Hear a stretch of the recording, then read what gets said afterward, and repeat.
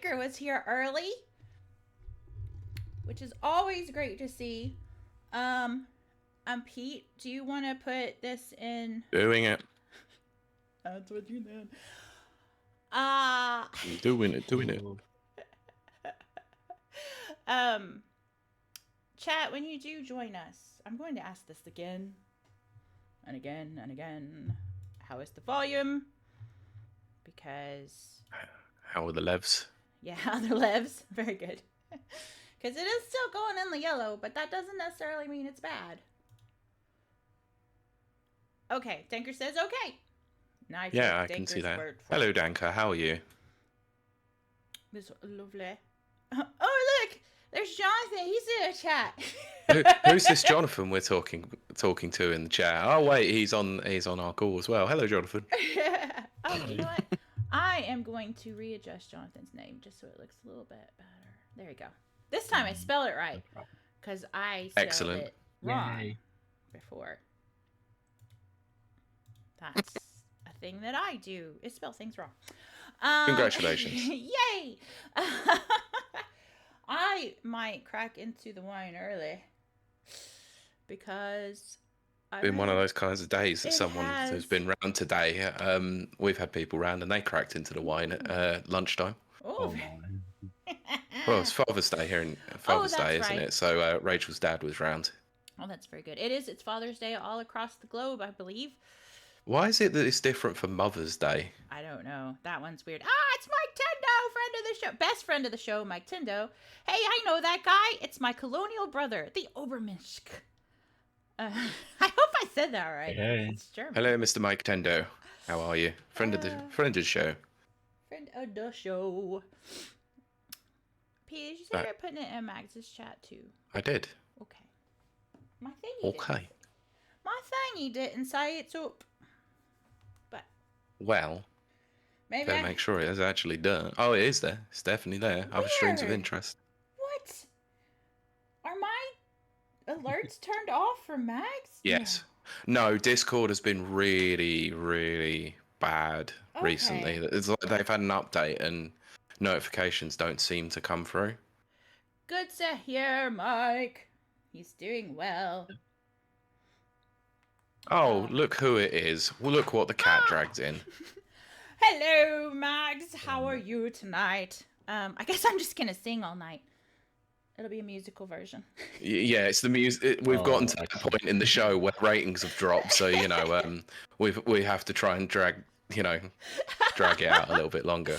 Yes. Unless you're Buffy, of course, when actually they did a good version of it. Xena did too. No one told me I had to sing tonight. Jonathan, you must sing for your supper. Even though it's not supper where you are, it is 2 in the afternoon. Yes. It is 2 in the afternoon, yeah. Mike says, glad to see we have an episode tonight.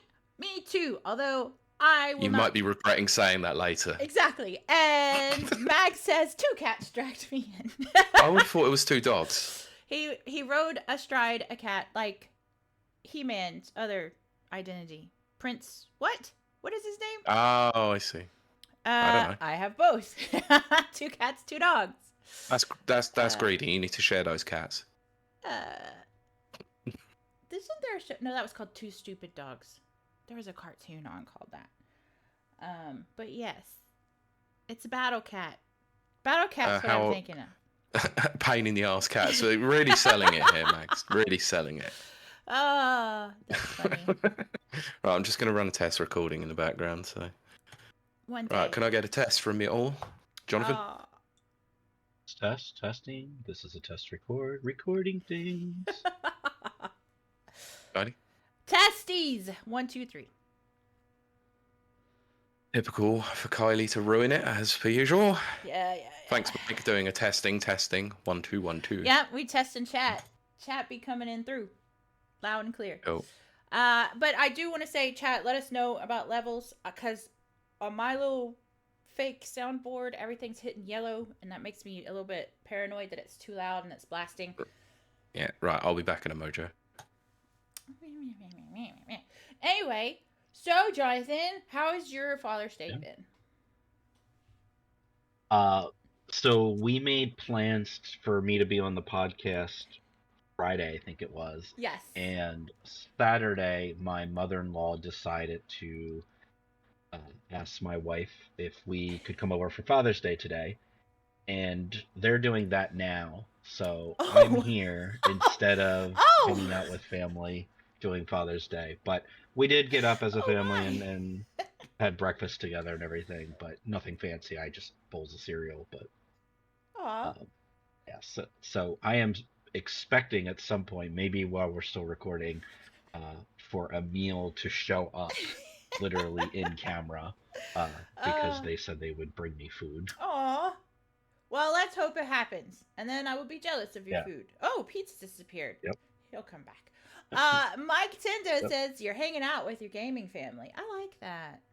This is also true. I like that a lot. My other kids. Yeah. Mike I mean, we're not that young. Other gaming family. When you're not that old. How old do you think I am, Pete? I'm gonna say late 30s. I love you dearly. I'll be celebrating 42 this fall. Ooh, it's the meaning of life. Remember that. I was gonna say. It is. It is. That's the lucky age, so I hear. I mean, every year's been lucky, right? I mean, that's true. That is true.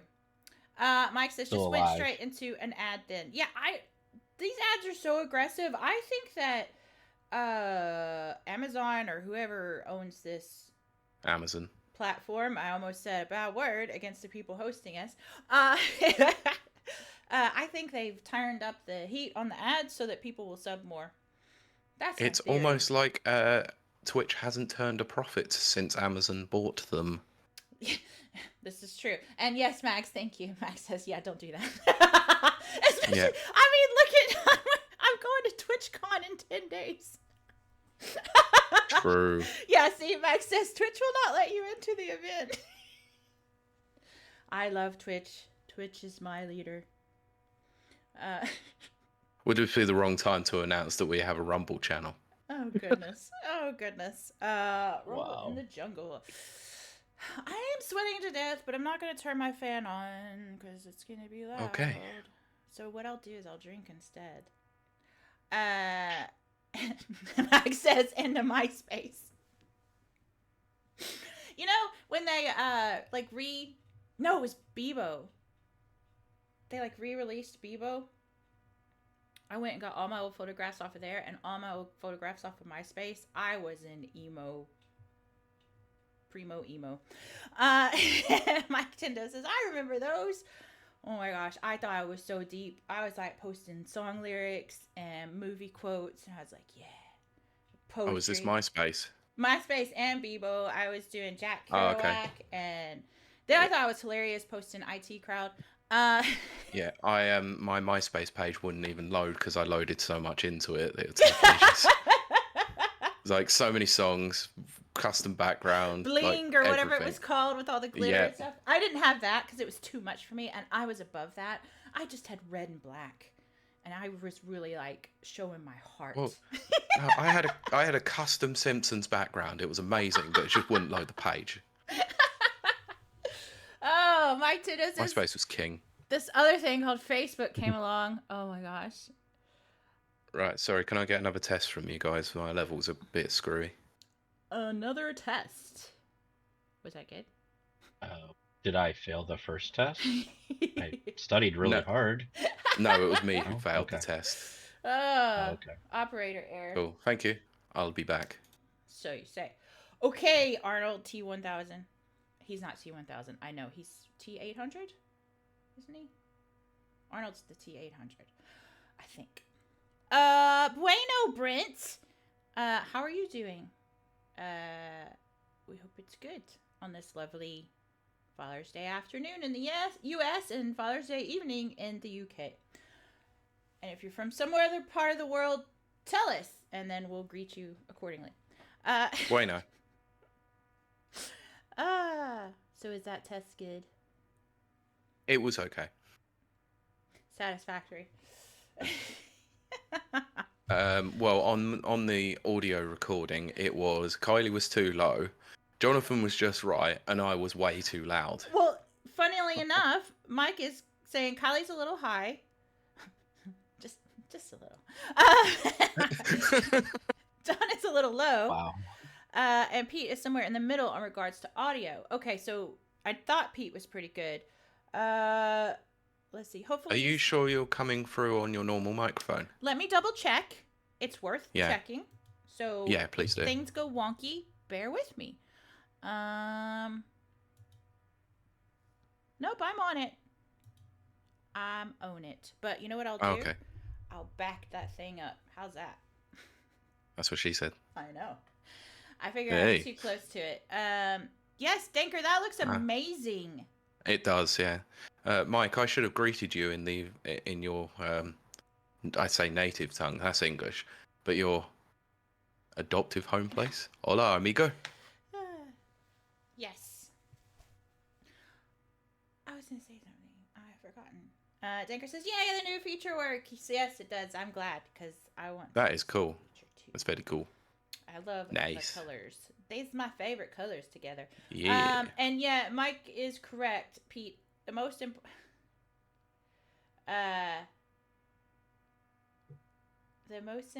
thing is Pete's levels on his side. Yeah, because remember, it's an audio podcast, technically. As I frequently forget our audio listeners. Not forget. That's not true. I always when you sit there and you're talking about comments all the time that are coming through on the live chat, and we're like, oh yeah. I listened to an episode from a couple of weeks ago, and I just love chat. I just go off I know you chat. do. It's great, but we just need to. I'm so sorry. We just need to. Okay, so let it just be known today to those who are in live audience, we've got a lot to cover. We will bring some things up from the chat when they're relevant, but we need to be not distracted by the chat all the time. I will always be distracted by chat. I know you will, so I'm gonna tell you. I'm gonna tell you to sticky note over it, Kiley. No, I will die. I know you will, but you'll have to because otherwise this will be 4 hours. Nothing wrong with that. Happy hour was like 6 hours. Sorry, no, I've got work tomorrow. Not happening. Yeah, remember, Pete, when happy hour was like 6 hours. Remember that, Max? Yes. Yeah, I'm getting a meal in between this. I don't really care how long it goes. I haven't eaten yet. I need sleep. I wish I could sleep. Sleep would be nice. Yes. Right, we ready to go? 202? Yeah. Okay. 202. 202. Right, I am recording, so let's get the show cracking. Okay. 3, 2. Welcome to Rapid Reviews Radio Podcast, episode 202. That's right, 202. I am your co-host, Kiley Wilde. Hello. I'm joined by my ever-present co-host, Pete Beckett. Hello. And special returning guest, Jonathan. Hey, everyone. Yay! It's going to be a great show. Yes, we are rehashing the showcase, but guess what? Last week's audio listeners didn't get a podcast, but our visual listeners did. Visual listeners? Yes, our visual listeners got a podcast. And less than a minute in, we've got a title. There we go. That's what I'm all about here. But Mike Tindo says, if you're going to do a 4-hour podcast, you may want to start getting Twitch drops activated. That's an idea. That is an idea. And it took 1 minute for her to be distracted by chat. Brilliant. I know. Especially now chat has pretty colors. And if you want to join us, always, you can join us over at twitch.tv/rapid reviews, where you too can join into chat and distract me from our lovely gentleman guest and co-host. But I, every week, like to start the show checking on how everybody's week's been. So, Jonathan, how's your week been, and have you played anything this week? Good question. I should have looked at my consoles to see what I've been up to. I'm doing really well, actually. We are in full swing with summer break, summer vacation, whatever you want to call it. So we're home as a family since I work from home and getting to hang out with my daughters. My oldest daughter and I are actually watching Lost. She never has watched it before. She's 16. Oh, wow. And right. so we're going through that. So we're in season 2, which those of you that have watched it That's the Henry Gale, not quite Ben Linus introduction here yet, but we're in some of the good episodes that I like. As far as games I've been playing recently, and you can check out MikeTendo64.com for these. Got to play and review Another Crab's Treasure. Oh, good. Yes. Really enjoyed that game. And then on the Rapid Reviews side, recently, I played a cute little indie title called Pine Hearts. Yay! We played that at WSD. That's our favorite. Okay, it was a really, really fun game from start to finish. Beautiful art direction, and then just some other ones that I've had out there. I believe also for Rapid Reviews, Duck Detective has a hilarious voice cast and just a lot of fun, kind of like point and click adventure, solving a mystery at a local bus station. So those are really fun. Amazing. Very cool. Mike Tendo says, if you need two people to distract you, it's Cincho and I. Yes. However, we know you only need one person to distract you, Kylie, and that is Max. It's true. Correct. But I will say that yes, I saw the trailer for Duck Detective. I forgot what the subtitle was for that. The Secret Salami. That was it.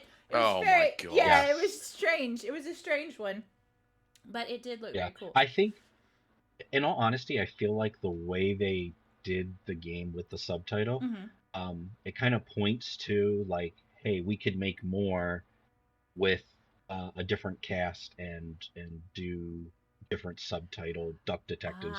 They could serialize it. Yes. Only because the game is fairly short. It's on the maybe 3-4 hours to complete the whole thing if you're like trying to power through it. They do Duck Detective, the secret bologna, and then the secret bacon, and then they have a club sandwich.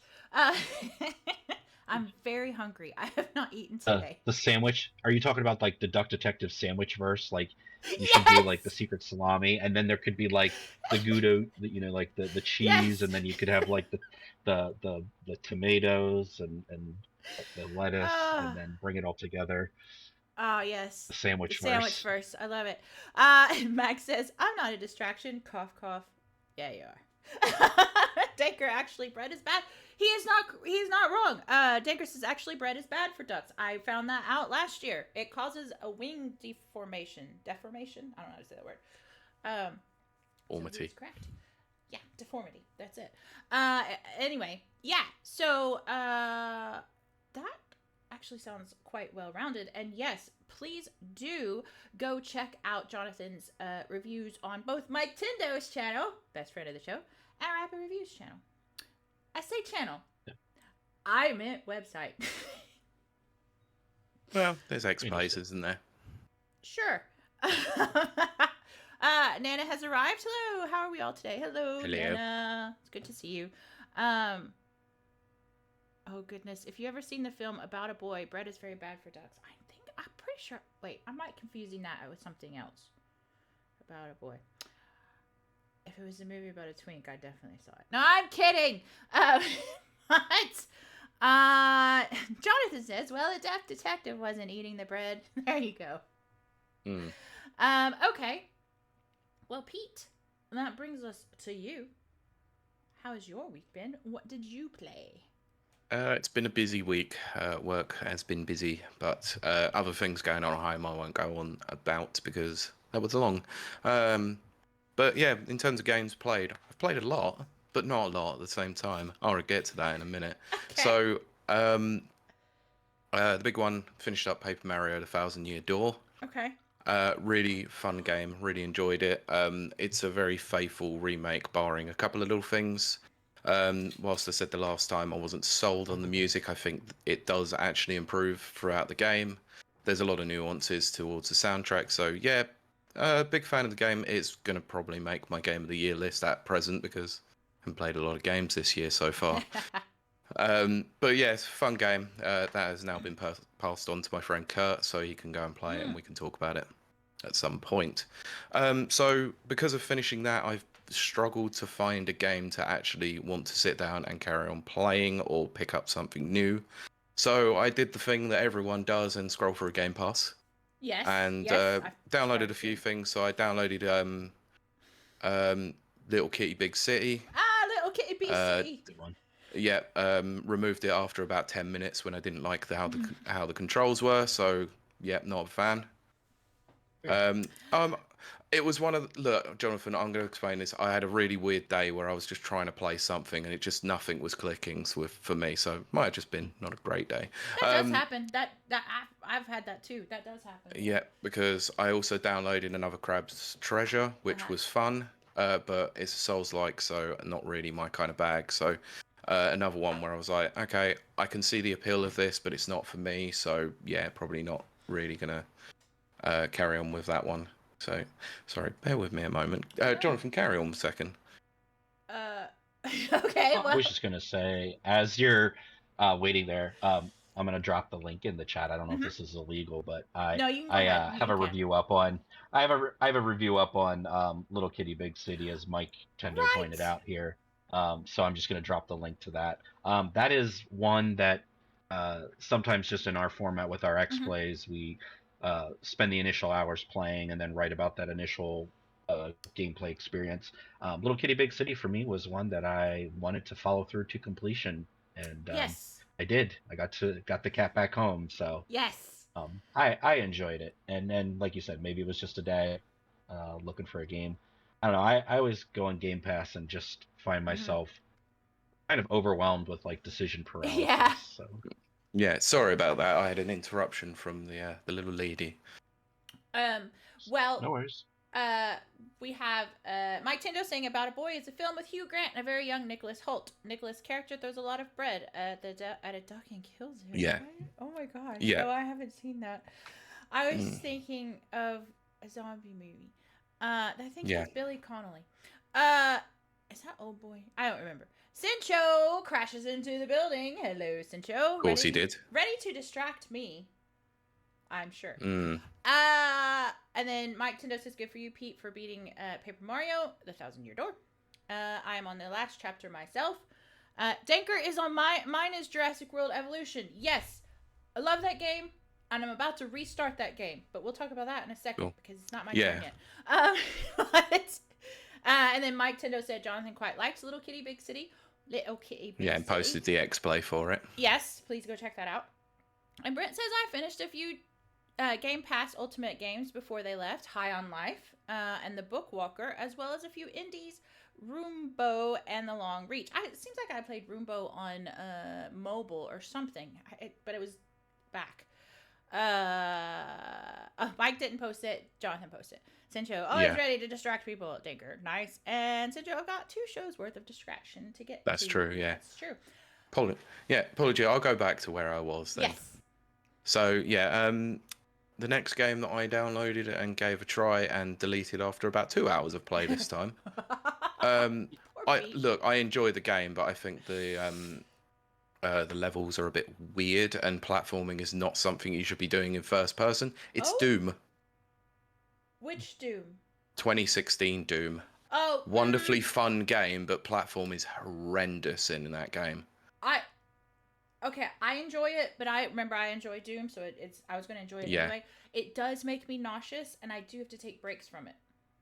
Yeah, I was playing it for about 2 hours. I did really enjoy what I was playing of it, but I got up to the Foundry level, and oh my god, trying to traverse through that is not fun. Yes, exactly.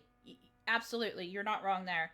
Not that you'd be wrong. Yeah, but and I probably agree with Sencho as well. It says the glory kill mechanic breaks up the flow way too much. It does, because you're just constantly looking for it all the time. Yeah, I can actually agree with that.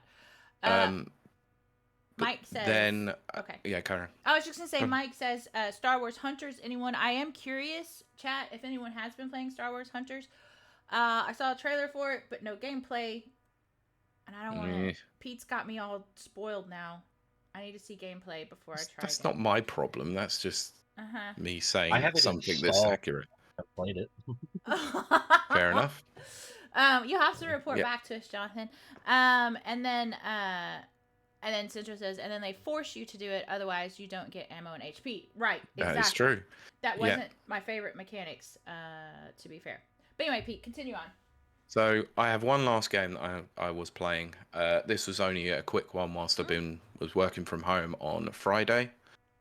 For those who are not really in the know, there was a certain anniversary of a certain massive game that was 35 years old on Friday. So I booted up Tetris 99 I'm so old. and played a few games of that. And Tetris 99 is still damn fun. Tetris 99 is very fun. It's one of those games that I can just slip back into playing quite easily, even on a lunch break. So I've just sat there and played a few. And it's still just as fun. Still can't ever get a damn win on it, but you know. Hey, but that's what I've been playing this week or the last 2 weeks. Very good, very good. So, Kylie, what about you? Yes, well, first I want to say, Mike Tindo, do share the link because I'm curious about the gameplay, and I'd rather see you than just some stranger on YouTube. And then Danker's like dum dum da dum. Yeah, I'm so old. Sancho, I watched the Tetris World Championships. Great watch. You know what? I would actually watch that. It's weird seeing that high level Tetris play. It's ridiculously good. Yeah, I'm actually quite intrigued by that. Yeah, it's mesmerizing. Exactly. Just a stranger on Twitch instead. You're not a stranger. What have I been playing? Well, I finished Little Kitty Big City. Nice. And it was a little bit grindy because you do have to grind one of the cat achievements. I might have said this before. I'm going to repeat myself. Which is where you have to get a photo. You have to, like, get people to take your picture. Jonathan, did you find that a grind? I did. I felt like I just went into the camera and just took, like, the 20 or 30 photos. Yeah, that's where you take the picture. But is there a different... Yeah, where they take pictures of you. And you have to, like... Oh, okay. No, I probably didn't do that one. Oh, gosh. Well, I finished it out. I got the 1,000 gamer score. And that spurred me on to look for more games that were cheap and easy to get 1,000 gamer score on. Which means I downloaded Unpacked. Unpacking. That thing. And it was really a cute little cozy game. I kind of liked it. Now, I had a talk with myself before where I said, Citra says, grinding achievements is not my fave category. Good one. But unpacking, I told myself, don't get OCD about it. It's okay. Oh, you did. That first level, I started getting OCD about it. I shouldn't call it that. I got obsessive about it. I'll call it what it properly is. I got obsessive about it. And then I was like, if you continue this way, you will not enjoy this game. And you won't get the achievements. So, Jonathan says Kylie is easily pleased, apparently. Yes. So, I did it. I finished it. And I got all the achievements. And it was a nice little game. And then I switched to another game called A Little to the Left. Now, that one was not the way I thought it was going to be. Sincho, I'm not reading that out loud, and I can't believe you said that. I wonder if Mags is still in chat. But I'll read it. I mean, 8.5 is pretty high. Okay, I'm gonna have to turn the fan on. I'm sweating. What was I saying? I'm so distracted. Thank you, chat. I was talking about A Little to the Left. So, A Little to the Left, if you don't know what that is, it's an organization game, which to me is like, that's a Kylie game if I've ever seen one. I love organizing things. But there's a little twist to it. There's a cat that, like, so you're doing the puzzle. Each level's a puzzle, and there's like tons of levels. It's an organizational puzzle. So, but I was looking at this one level, and I was like, I can't figure out the solution. And I get very frustrated when I can't figure out solutions because my brain is very solution oriented. And then so I looked at the hint, and then I was like, I really hate looking at hints. So I did it again, and then come to find out the cat stole one of the pieces, so you were never going to finish the puzzle at all. So I was already kind of annoyed. Then we went to this next level where you had to organize books on a bookshelf. Right up my alley. Great, I'll do that. I couldn't figure it out. I couldn't get it right. And I was just like, I checked the hints. It didn't make sense. Finally, I just was like, I'm going to look at the solution. I looked at the solution and there was no logical, like, solution at all. It was very random and I couldn't find a pattern and I was like, okay, I'm done. So I am not playing A Little to the Left. Instead, I started at Far Cry 5. Which is a I noticed different... you were playing that actually when I was scrolling through Game Pass. Yes. So I started Far Cry 5. Far Cry 3 is my favorite. I'm ignoring chat, by the way. I will read you. I'm going to get through this. Far Cry 3 is my favorite Far Cry, but I started Far Cry 5. I won Far Cry 6 over on Mags' channel, so I'll be playing that next. But Far Cry 5 is kind of cool. The storyline. Is 5 the one that's set in America? Yes. With people that I'm pretty sure I'm related to. It's like rednecks and stuff. Oh, okay. Religious rednecks. Oh, yeah. So I'm like, oh, I know that guy. It's my cousin. But they have this whole little section called Ultra Kill, which is where it just breaks up your game and takes you into this kind of dream world. It's kind of cool. It's kind of like a gallery shooting type thing, but I don't like things interrupting my flow. So we'll see how it goes. But that's where I'm at. I'm going to read chat now, and then we're going to move on to the meat and potatoes of this podcast. So, great. Mag says, yeah, I'm here. So he caught the 8.5 comment. Thanks. Danker says, oh, yes, so many different solutions. Sinjo says, distracting Kiley, check. Yes. That was in relation to making me cringe earlier where he put the checks as well. Excellent. My goal bar is too low at this point. I redeemed a glass of wine, which I will now do. Mike Tendo, not even the world's greatest limbo players can get under your goal bars and show. Excellent, Mike. Excellent. Yeehaw. Nana says, I was going to say. Mike says chatcast. Yes. It's also possible for the episode title. So yes. I'm going to have a few suggestions in there. Britt says, I didn't like the base game of Far Cry 5. That's another thing I want to mention. And then I promise we're going to move on. Far Cry 5, but I do like the DLC and the spin-off game. Okay, so, if you are a... Catcast. That makes me have so many ideas for a good show.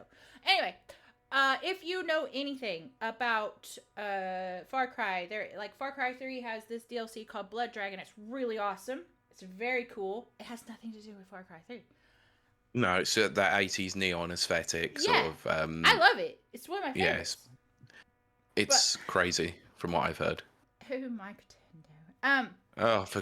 So the DLC for Far Cry 5, besides the zombies, there's a zombie DLC and there's a Mars DLC. What? There's some DLC that has nothing to do with the story. So I'm adjusting expectations for that. We'll see. I have a feeling that Far Cry 6 is going to turn out to be my favorite. And then Mag says, because it then ends the story of 5 from New Dawn. Yeah, see, it gets very confusing. Mike Tendo said, I heard it was a far cry from previous entries in the series. Very good, Mike Tendo. You and Sincho are pretty much neck and neck on puns for tonight's episode. Although Danker got a good one in there too. So, that's enough chit-chat. As I down this glass of wine that Sincho has redeemed, I'm going to toss it over to Pete and Jonathan, and they're going to go through a rehash of all the summer's Game Fest. And chat, please let us know your likes, your dislikes, what you're looking forward to, and predictions of whether those games are going to come out in 2025 or not. Anyway, Pete, over to you. Well, you might have introduced that wrong, because we're not just talking about Summer Game Fest. We're going to be talking mostly about, Summer Game Fest, or the Jeff Keighley event. I'm joking. Jeff Keighley's event. The Xbox Showcase that was on the Sunday that you can check out the live stream for that we did last Sunday. And Ubisoft Forward. There were other presentations, such as Devolver, the devs, and I think it was PC Gamer and maybe Wholesome Games as well. Oh, I actually didn't watch those other ones as well, so I can't really talk about those. But over the next week we might watch those and then come back to that next week potentially, so we can do that. Yeah, we didn't want the show to be massive in length. That's what she said. So might just we're just gonna hydrate, Pete. I've been hydrating the whole time. Thank you very much. Thank you, bud. I'll okay, Jonathan's gonna hydrate. It's fine. Yeah, it's fine. So, so we'll start up with what was actually the shortest event in terms of length, which was Ubisoft Forward, which was on the Monday. So, friend Mags did actually do a stream of this, as he is a co-partner for Ubisoft. So if you want to see that and his reactions to it, go and check out his channel and see that.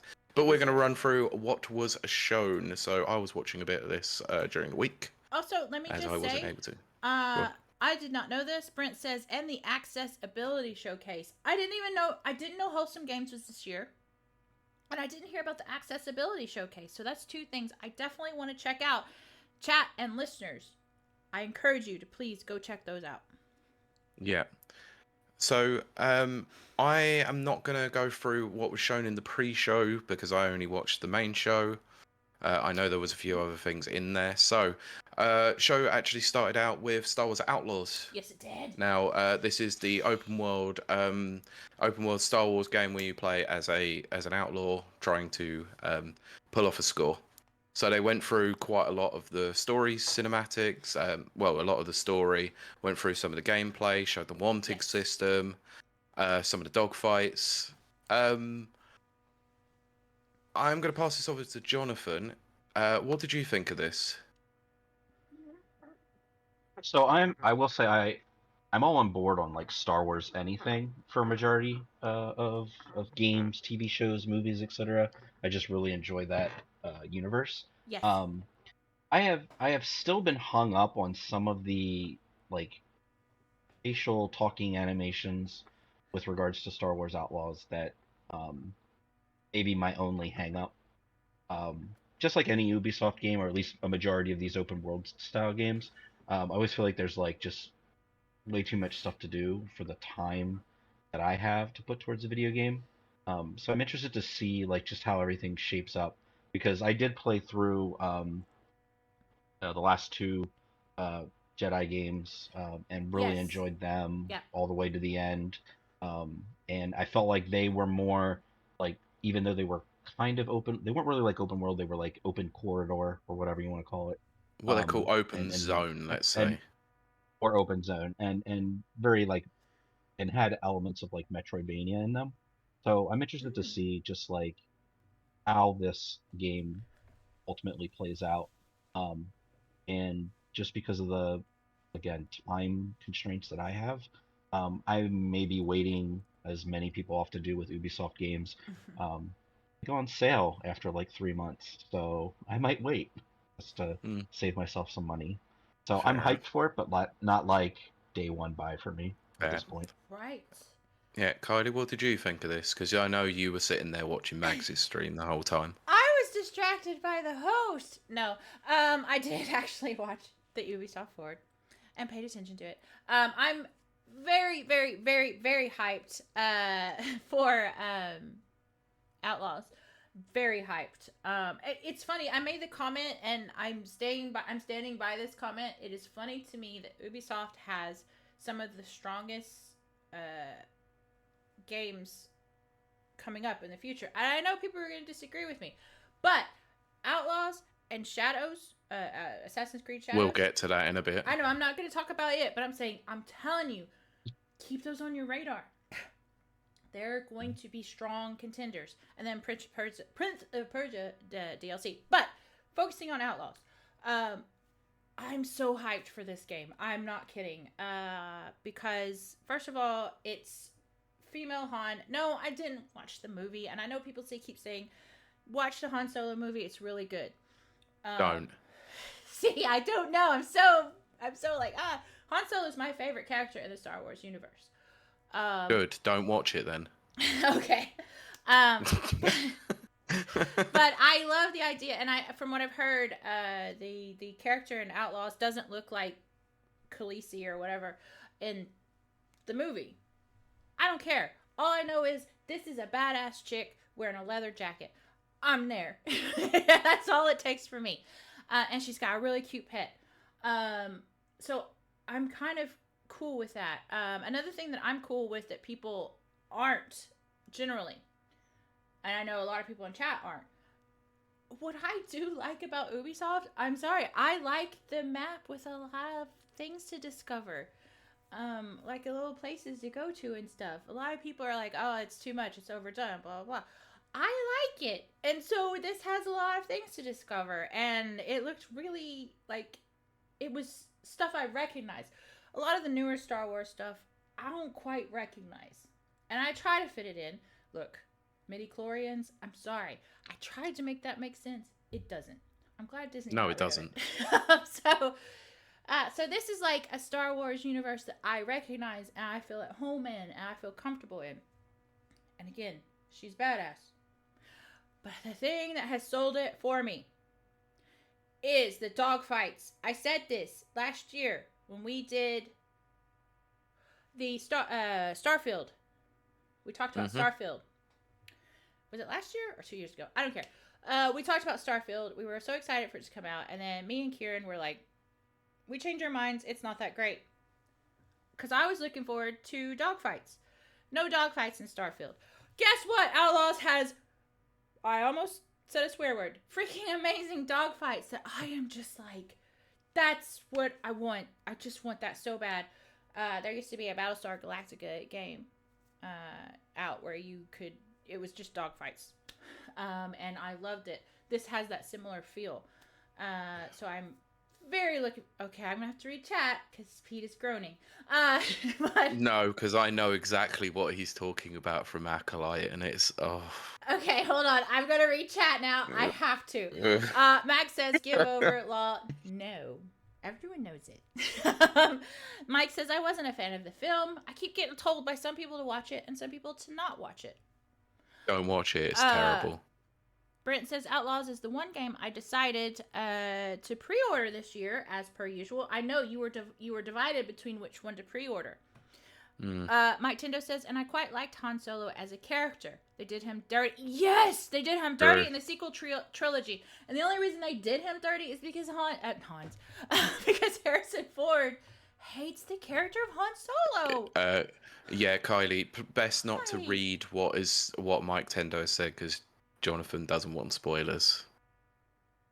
Don't. Okay. Don't. You mean the lesbian thing? Yeah, don't. Okay, just don't. I mean, okay, I've heard that part already. I'm just I know, saying, but I don't it's want best any not to say it. It's still best not to say it. Like, but it's such a that should be the title of the show, Pete.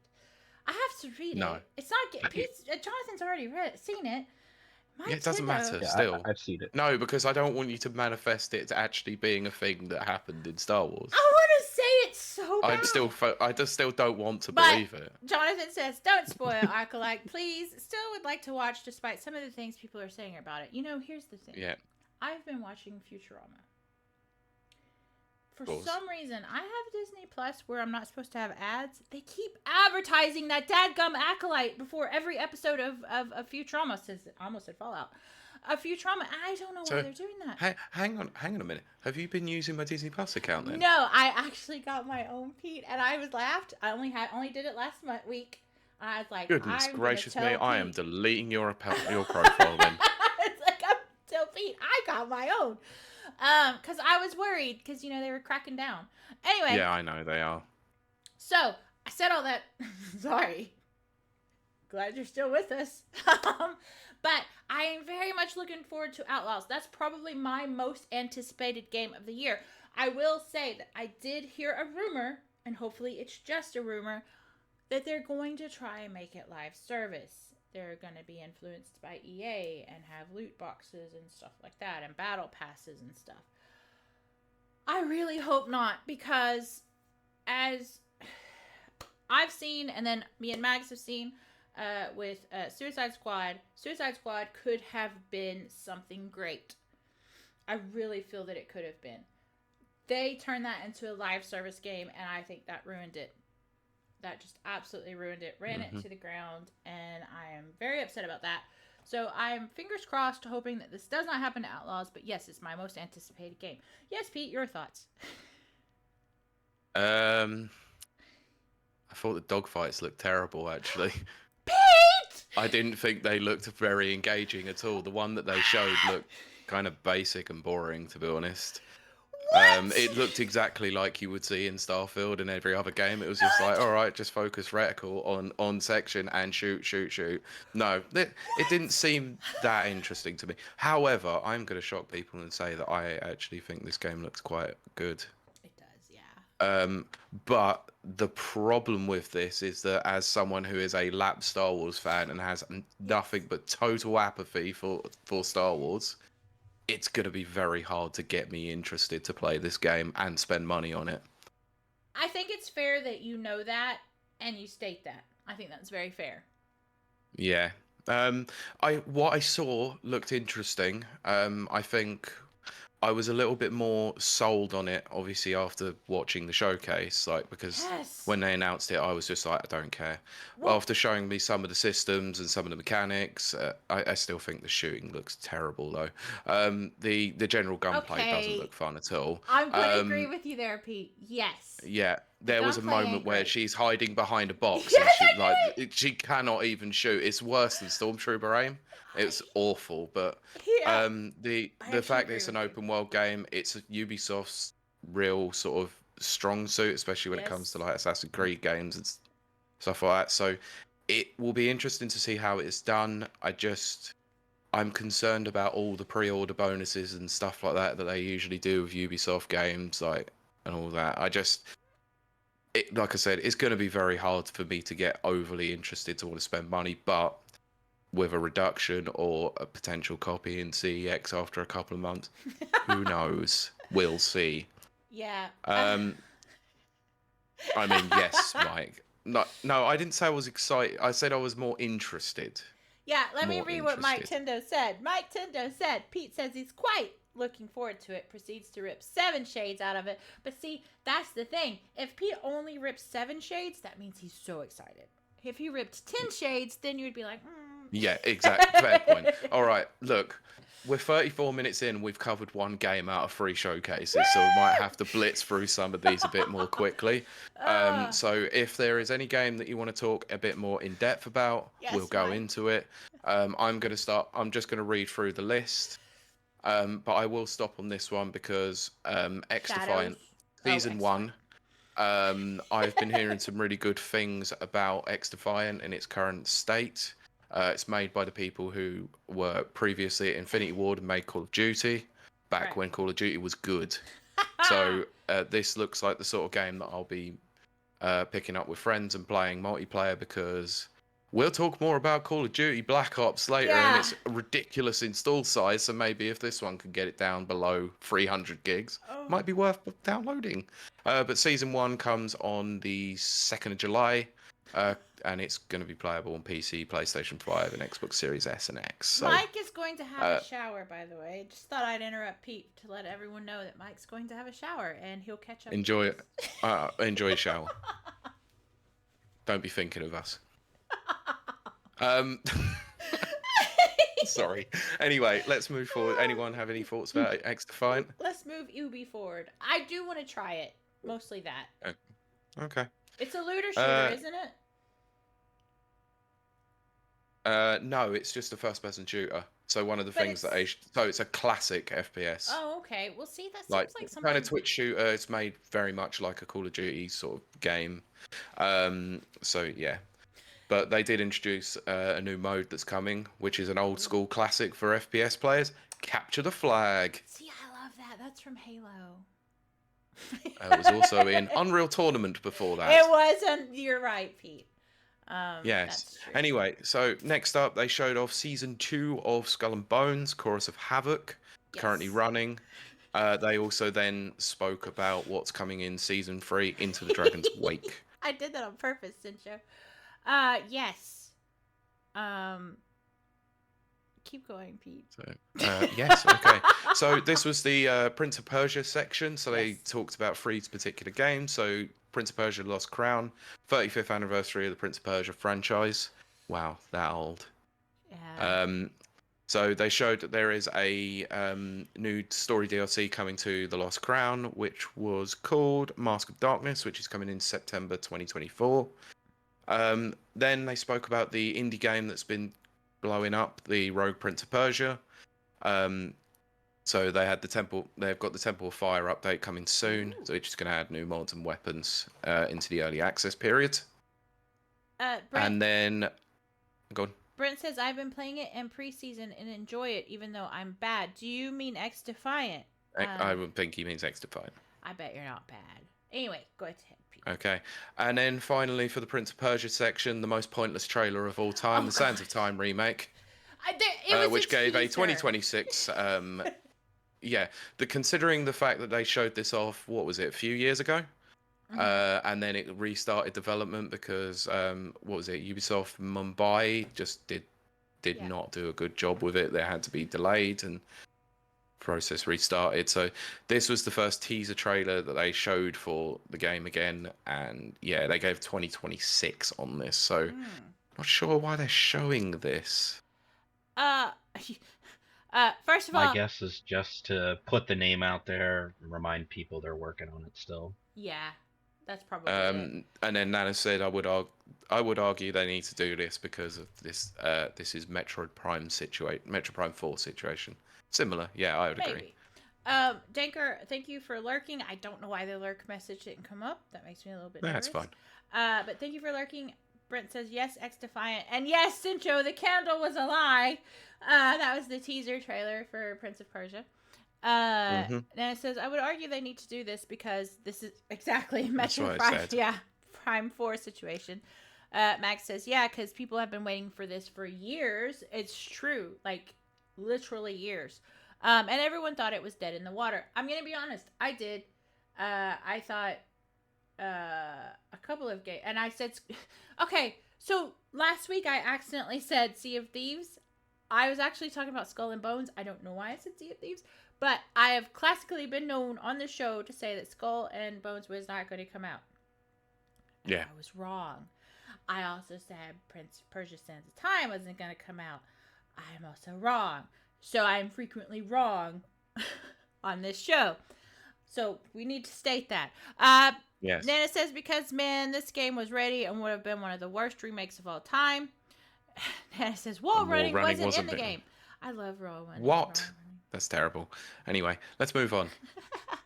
So, Avatar Frontiers of Pandora has got a DLC coming out called The Skybreaker. It's coming out in July 2024.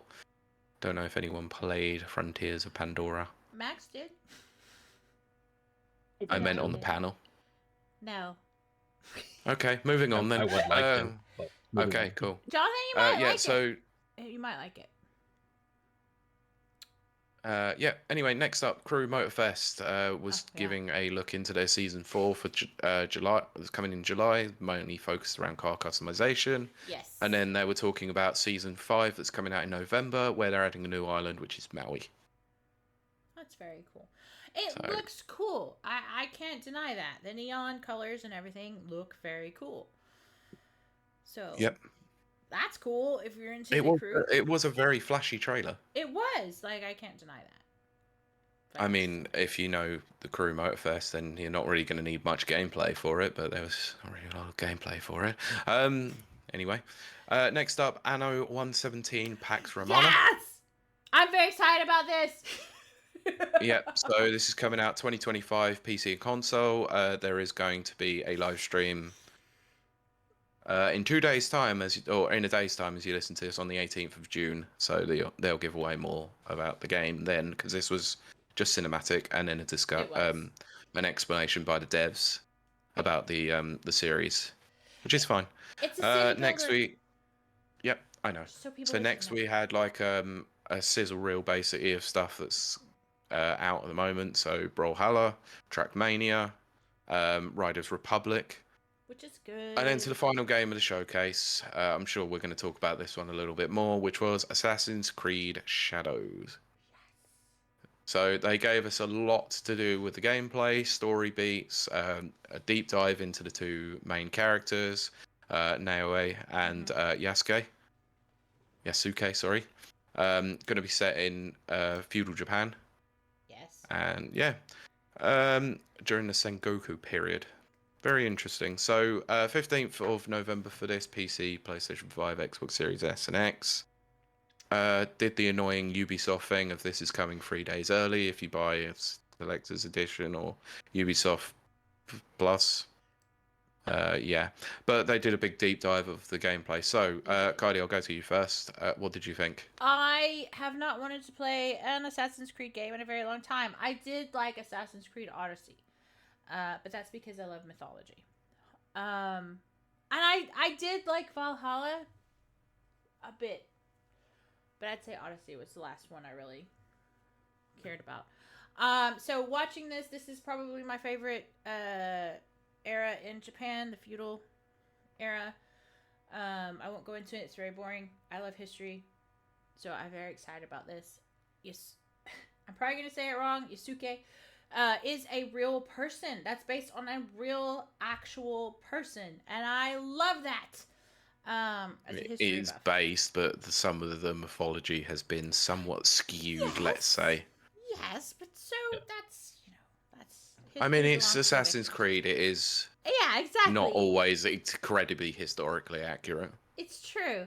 But I was very, very excited to see the Hidden Blade return. The little chick girl. She seems like she's full of spunk and. You mean Naoe? Yeah. I liked her whole like breathing through like the reed and stuff under the water. That was very cool. It just looks good. And it's the first time I've been excited for an Assassin's Creed game in a very long time because they've become very samey. They're not bad. They're still solid games. It's just the same thing rehashed over and over. But of the two, I'm still looking more forward to Outlaws. And then Sincho says, every time I hear someone talk about Valhalla, it's too dang long. He's not wrong. I feel the same. Mags. Wait. Everything's going crazy. Nana, please. Mike Tendo says, is the bat called Lucille? Which is a Walking Dead reference.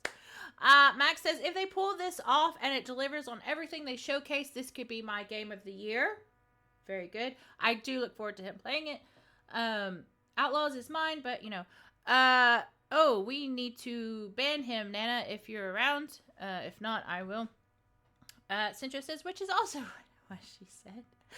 Sincho says, what are you saying, Pete? People jumping from 3-story buildings to kill someone used to happen all day, every day. No? Good point. Jack Tindo has arrived. Hello, Jack. Hey, guys, have a good show today. Won't be able to catch all of it as the football is on. Okay. Yes, the England game is on. That's okay. And thanks for the reminder. I've now got it on my phone to watch. And thank you so much, Nana, for doing that. But yes, cheers, back to it. I am looking forward to this. It's the first Assassin's Creed game in a long time that I do want to pick up. I do want to play. So that's my thoughts and feels on it. Jonathan, what about you?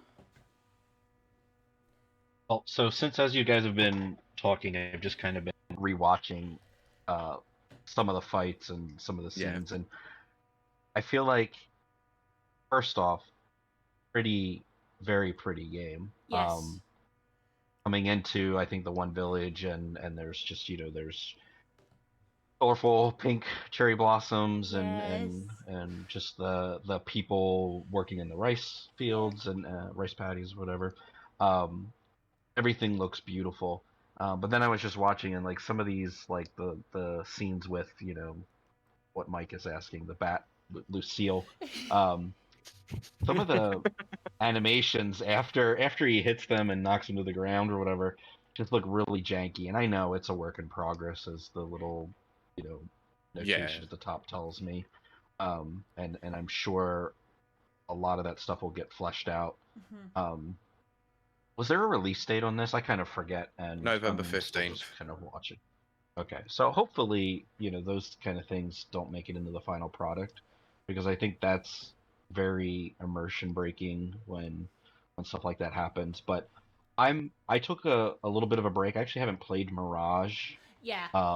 And so I took a break from Assassin's Creed, and I'm thinking this will get me to play again, because Exactly. I do find there's a lot of interesting stuff, just as far as like there was just a cutscene where it went to that black and white, like was it like the Sumi painting style? I thought that was really creative in that kind of final kill of a target. Yeah. And then just the fact that you're I think you can switch between the characters and kind of like go in like, strongman brute, or if you want to go in as, kind of a silent assassin, stealth killing, machine. Um, and I like that dichotomy of those play styles, instead of just one person that kind of does it all. Being able to split between them, the two of them, and maybe choose how to attack. And then I've seen some other stuff too, of just like the seasonal changes and what that can do to how you approach a situation, whether you get to go under the you know cover of darkness, or the cover of maybe a storm, or then there's like uh, places get opened up because um, water's no longer frozen, etc. So I'm I'm looking forward to it. um, I am very much mindful of like the time a game will be of a time sink, and like, do I really need it when it comes out, or can I wait? And this one is one of those ones that's like pushing it up to the I kind of want to play it. This is going to be a nice game to sit down to this fall and play through. So I might day one, week one, pick this one up. Ooh, very good. That's impressive that picked that up. Sencho says, I love how every game has blossoming cherry blossoms all the time. I actually do, because I have 2 cherry trees. One of them's Japanese and one of them's just some hybrid or whatever. They bloom for like 2 weeks. Amazing. So I like seeing them in games just because they're so beautiful. And then Mike Tindo says, just in time for your birthday, Jono. And then Max says, Mirage is just okay. Exactly. I have to agree with that. I think it was good, but it wasn't very strong, if that makes sense. Yeah, I get that. Yeah. I hope nobody heard that, but my Windows Defender just popped up. But yes, Pete. So continue on so we can wrap this up. Oh, I have some thoughts about Assassin's Creed Shadows, Yes. shall I? Yes. Oh gosh. Yeah, I know. So I haven't been sold on an Assassin's Creed game for many, many years. Yes. I've fallen off them like since I think the 3rd one. I think it's going to be very hard to pull me back into this, but wow, they did a really good job trying to pull me back into Assassin's Creed, because this looked fantastic. The only thing that I will say about it that I didn't particularly like is Yasuke's combat. I felt it looked a bit clunky and a bit heavy, based on the fact that I have played other samurai games like Way of the Samurai from the PS2. Okay. I didn't think it looked any better than that, and this has been 20 years since Way of the Samurai came out. Thank you, Denker. But Nanoways ninja sort of like stealth mechanics actually look really fun. Like the difference in gameplay does make it look very interesting, and obviously you'll have this branching way of doing things, of whether or not you want to go loud and heavy, or whether or not you want to go sleight of hand and silent and deadly. And yeah, the terrain itself looked really nice.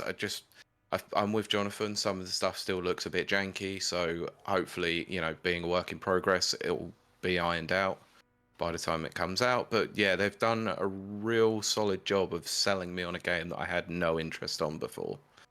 So yeah, good job, Ubisoft. I never thought I'd say that. Right? This is what I'm saying. Oh, heck yeah. Sinjo says, bring Tenchu back. Tenchu was my favorite game back on the PlayStation era. But then it'll because it's FromSoft, it'll just be a Souls game now. Now it would be, but back then it wasn't. You were jumping from rooftop to rooftop. Oh, I know. They would never make it quite the same ever again. No, but can I interject? Yes. Go absolutely. ahead. Okay, so one of the things as I'm watching how do you say the girl's name again? Nanaway. Neho? Nanaway. As she's going through, there were like aspects of her gameplay that remind me of Splinter Cell, and just Right. turning the lanterns on and off, and like Yes. grappling up into the ceiling and everything, and then like just Yeah. dropping down. Like, I feel like that's part of why I'm like super hooked into this, because Yeah. there were a couple Splinter Cell games that I just loved because of that stealth aspect. Yeah, I did like the moment actually where she approached a guard who was behind a door and took him out through there. I thought that was really quite interesting. That was so cool. Yeah, that just came up on my video. Yeah. Yeah, it's really cool. So yeah, yeah, I'm interested. But anyway, that was Ubisoft Forward. I thought it was not a bad show. It was just okay. Well, I will say this. I mean, obviously, watching it from Mag's stream, who was a co-streamer of it, he got a lot of special background footage and stuff like that we then watched and looked at. So we got a deeper dive into it, and the work that they've put into Assassin's Creed Shadows. I'm telling you guys. I mean, I don't have to convince you to, but keep your eye on it. I cannot believe, I said it a while ago, I'm going to say it now, I'm going to say it a million times in the future. I cannot believe Ubisoft has some of the strongest showings for this year and next year. I am actually stunned at that, but I am still looking very forward to this. This is definitely a labor of love. They've put so much work into it. It's just a beautiful game. I do think that they will work out the clunkiness, because I can kind of see what you guys are saying. I really can. It's not as important to me, but I can see what you're saying, and I do think they'll work it out. Yeah, I just think the Way of the Samurai series, if you haven't played Way of the Samurai, go and play it, because those games are incredibly good. It's just the combat was a lot more fluid and a lot more deadly as well. Yes. It just felt like to me like one swipe of the sword in this, and it was like, oh, you've got a health meter, great. Whereas in Way of the Samurai, it was like you cut someone, you really are going to make a big difference to them. I do like what Danker said, which is that was my nickname in college, so but definitely. Brilliant. I'm the opposite. I am spray and pray loud in your face. Come on, we're 54 minutes in. We've covered one showcase. This is a long one, we so got this. That's what she said. Let's keep going. So, right, I ignored Sencho's comment because I'm getting to it. So, Summer Games Fest, or the Jeff Shilling event of Shillington. No, I'm joking. Right. So this one was a few days before Ubisoft Forward. I think it was the Thursday, and this is basically what's kicked off the Summer Games Fest, or what we are affectionately calling Faux E3. Yes. Exactly, Mags. Maybe. We'll talk about it. Was it Friday night? Oh, it was Friday night. Yes. Thank you, Mags. It was Friday night because I watched a piss poor England game before that. He had to watch it on catch up. Yes. Anyway, so this is where I'm going to do something against the grain. Oh? I am going to commend Jeff Kiley for his speech and the way that he opened this showcase up and talked about the industry layoffs and said that we need to do more to make sure that people keep jobs and all that, and realize that 8 out of the 10 games from the best sellers this year, or the highly rated ones, have come from independent studios. And fair play. Yeah, he's did a great job on that one. Actually, someone who decided to call it out, because we might get to this, but Phil Spencer, Sarah Bond, and Matt Booty were notoriously quiet about their particular studio shutdowns in the Xbox showcase, so screw them, and well done, Jeff Kiley. This is the only time I'll probably ever say it, because... Oh, Pete, you've been clipped. Well... You've been clipped giving praise to Jeff Kiley. Look, I'm one of these sorts of people. I give credit where credit is due when they do something good. Yes. And he did good. Yeah. For once. Until that article came out about how much he was charging people for the amount for the trailers. I know. He's got to make money somehow. But anyway. I know. Right. Anyway, let's move on, because I think there's going to be a few games that we will talk about in this one particularly, whether or not they're positive or negative. So, the showcase started out with what would have had been leaked beforehand or rumored very heavily. Lego Horizons Adventure. I want to talk about this. So we will talk about this. So this is a game that is coming to. This is co-developed by Guerrilla Games and one of the Lego studios. I can't remember which one. There was a lot of furore on the internet, basically saying how this was Lego's decision to put it on the Switch. Incorrect, because this is co-developed by Guerrilla. This is a PlayStation studio. So this, like I said, PC, PS5 later this year. It is a co-op adventure set in the Horizon universe, in Lego. So this one was not a surprise because it'd been rumored. But Jonathan, what did you think of this? And will you be picking it up on the Switch? I'll be picking it up. I don't know if I'll pick it up on the Switch, partially because as pretty as this thing looks, I feel like it's going to be a PS5 play for me. Which means if there's co-op, which I think there is, I have to buy a second PS5 controller for the first time since getting my PS5, because either my wife or my daughters will play along with me.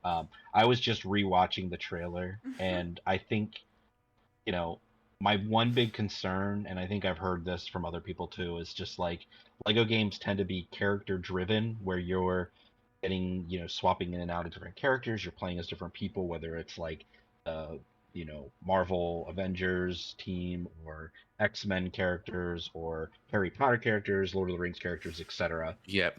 You're switching through all those.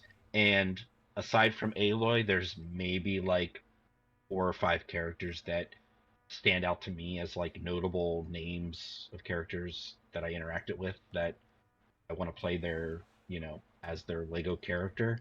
So it'll be interesting to see where the longevity of like collectibles, is it characters, or are you just changing out Aloy's, arrow kits and weapons that she's using, or I saw there was like a shark gun or something like that she was launching at somebody. But I think it looks beautiful. There's no doubt about that.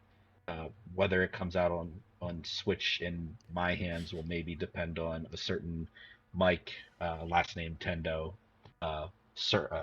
super surname 64. That's where I stand. But I definitely want to play it. Well, okay, Cardi, go on.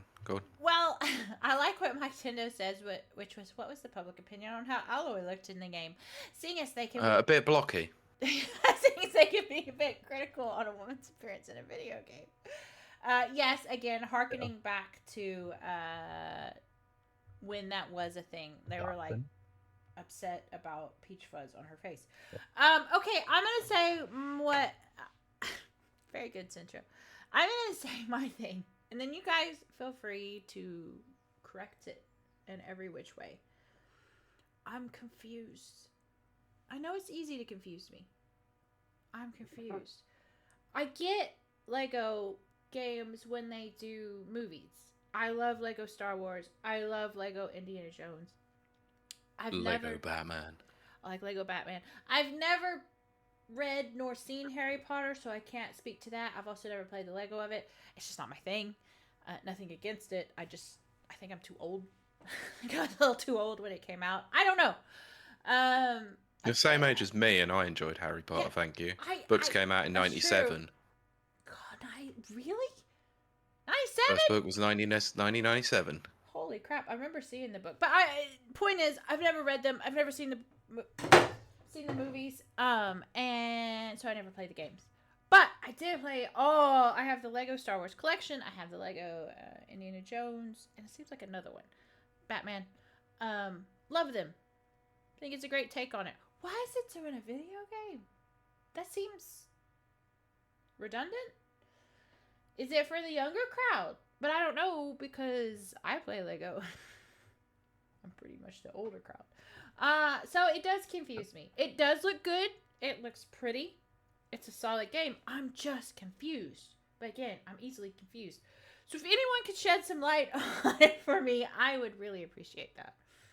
Well, I can't really shed any light on this, because whilst Horizon is a popular title on PlayStation, it's not exactly appealing to kids, is it? It's not No, it's a PlayStation IP.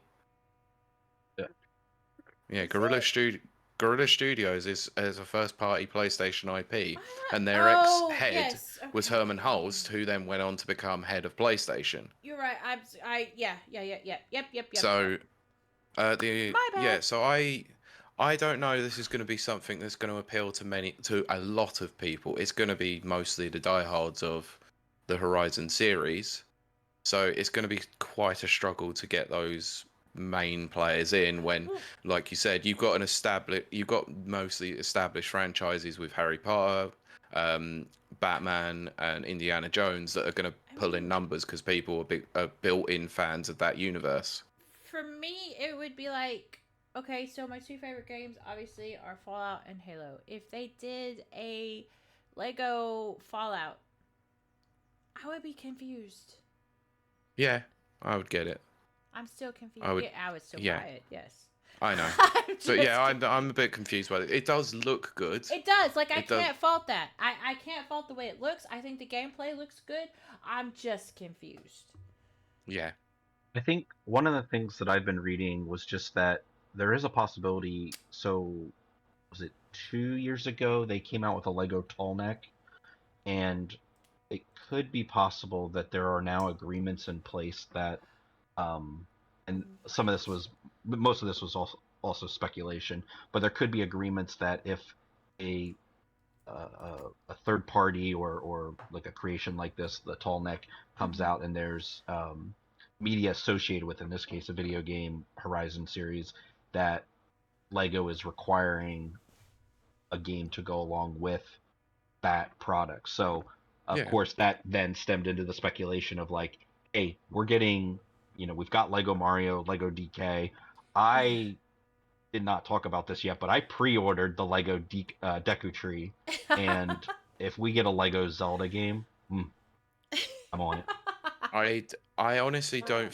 I think Nintendo are a little bit more hesitant to want to allow Lego and their Traveler's Tales or whoever their sub studios is to actually specifically make a game. It might be that they've just licensed the IP to make the Lego itself rather than the actual video game property of it.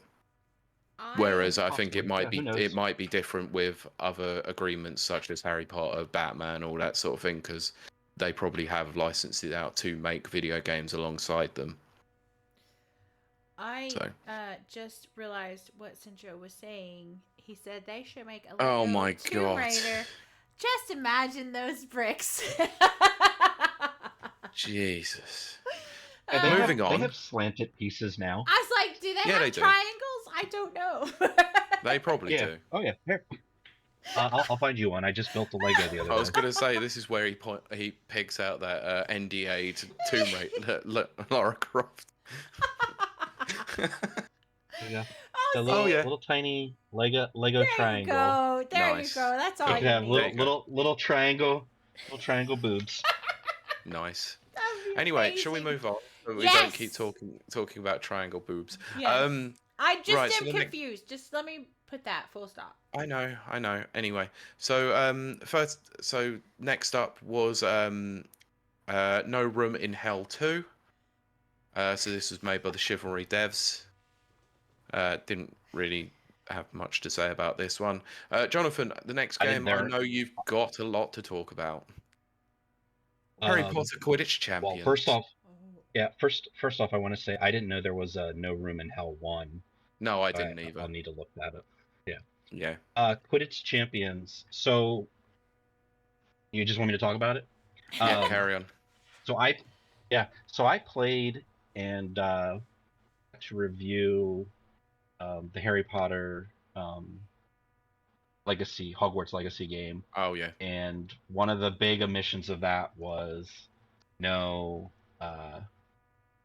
Quidditch involved there, and so it was speculated that they were going to do a DLC. So I feel like the idea of a Quidditch game coming, has been out there for a while.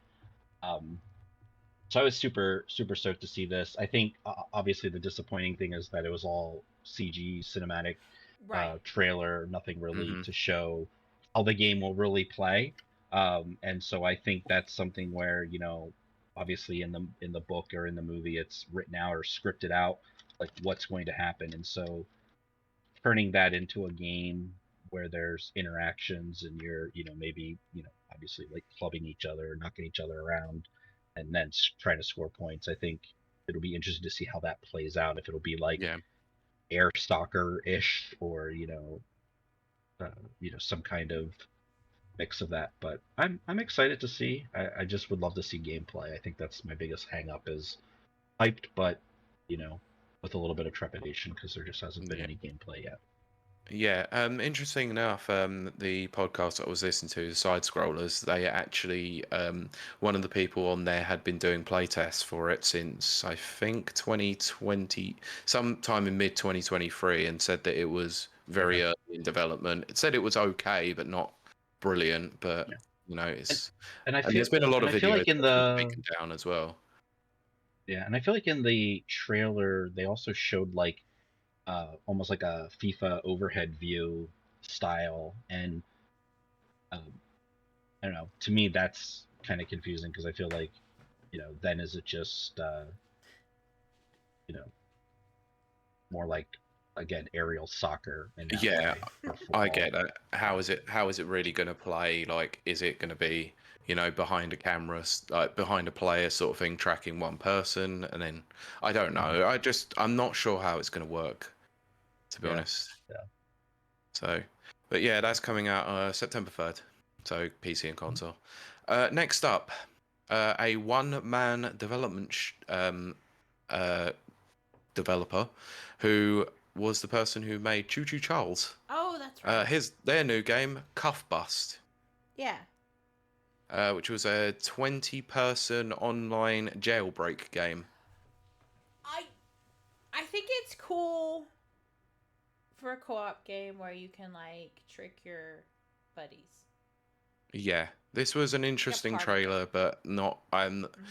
If I got given a code for it or got it or someone bought it for me, I'd play it just for a laugh. But I don't really think it's going to be that great, to be honest. I would play it on a community night on Mag's channel, and that's the extent of where and when I play it. Outside of that, I wouldn't play it. Let's move on. Star Wars Outlaws trailer showed Lando, but we're not going to talk about that because we've already talked about it. So next up was a Serene platformer from the it was Neva. So this is from the people who made Grease in 2018. Looks okay. Looks all right. Didn't really. I would imagine it's sort of another sort of platformer, isn't it? In a very similar style to Grease. So, yeah. Next up, unfortunately leaked before the show, Civilization 7. New entry in the series, but it is coming day and date to consoles in 2025. So, yeah, fine. Right. Mike Tendo said, funny to be talking about that when a group of 20 thieves robbed a jewelry store in the U.S. Holy crap. Damn. I didn't read about that. Wasn't me. I was on a podcast. Anyway, next up, Black Myth Wukong got shown off again. They didn't really show a lot about it, but then revealed the collector's edition. The Monkey King. I love the Monkey King. Next up, open world survival game, Once Human. July 9th, that. Then this is where they had one of the developers from Atlas come out to talk about Metaphor ReFantasio. Talking about the 40 different job systems and the huge amount of characters that are going to be shown in this sprawling RPG from the creators of Persona. Yeah. I didn't mind this.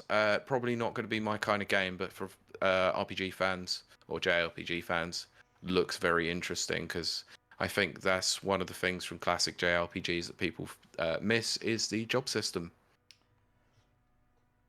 Right. So yeah. Anyway, this one was a dud because they spoke about and showed off Batman Arkham Shadows. Yeah, I would like to know. Exclusive for MetaQuest 3. Yeah. Jonathan, have one. I was gonna say, Jonathan, what are your thoughts on feels on that? So I've seen some more gameplay for it, and I'm still like holding out that it's not just like there were these like slow down moments of like rhythm based punching almost of like Yes. punch one, punch two, and while I'm not a skinny dude and could use all the VR exercise in the world, um, I don't really want my Batman game to feel like that, and so I am, and I think I wrote in our document. I think I put it in the document there that we are looking at, but Mm-hmm. um, I'm still like holding out for like Yeah. more footage or hands on. Like if Meta Yeah. wants to send me a code, you know where to find me. Oh, good. You only have to wait a yeah, couple of months because it's being shown at Gamescom in August yeah, Woo, yeah. Gamescom. in full. I'm totally going to that Yes. next Yeah. year. But I will say, just like Assassin's Creed, you know, that came out on the Quest, like, you know, the headset could use some really, you know, strong titles that are well known IP, and I think, you know, Batman obviously is a well known property, and Yes. having that on the Quest, there is like a Batman experience that's PC VR. I don't know if it came out on Yeah, it PlayStation was VR, but was it Arkham VR, wasn't it? yeah, it's just something very simple. But I think it's like maybe an hour of like an Yeah. experience where you get to like throw a Okay. batarang, beat a couple people up, put on the bat suit, dance like a weirdo in a mirror, you know, Cool. everything Batman does. Yeah, so now for me this would have been awesome because obviously a return to Arkham is great after Suicide Squad screwed pooch with Batman. Let's just say. But obviously being MetaQuest exclusive kind of doesn't help in being able to get it to as much of the audience as possible, especially since PlayStation just announced that their VR2 headset will have a PC adapter. So Yep. it seems a little bit strange that they're keeping it exclusively to MetaQuest. Yeah. And I think it's also, is it also just MetaQuest 3 only? I think so. Yeah, it's an Even exclusive. So, yeah. right, but I'm saying it's not going to come out on the MetaQuest 2. It's just the 3. No, it's just I free. think it's Yeah. just 3. Yeah. Yeah. So it's Yeah. even narrowing that audience down even more. Yeah. Mike Tindo says, ask a actually very good question. Is Arkham Shadows the game Roger Craig Smith is doing the VO for? No idea. I actually don't. Normally I know this. Yeah. I actually don't know specifically because it's on MetaQuest. Sure. Danker says, yep, so already Quest 2 exclusion beginning. Yeah, they want people to migrate to MetaQuest 3. And I'm going to be honest. It's Go ahead, Jonathan. It's not the first exclusive. There was Townsman VR, I believe, which was like a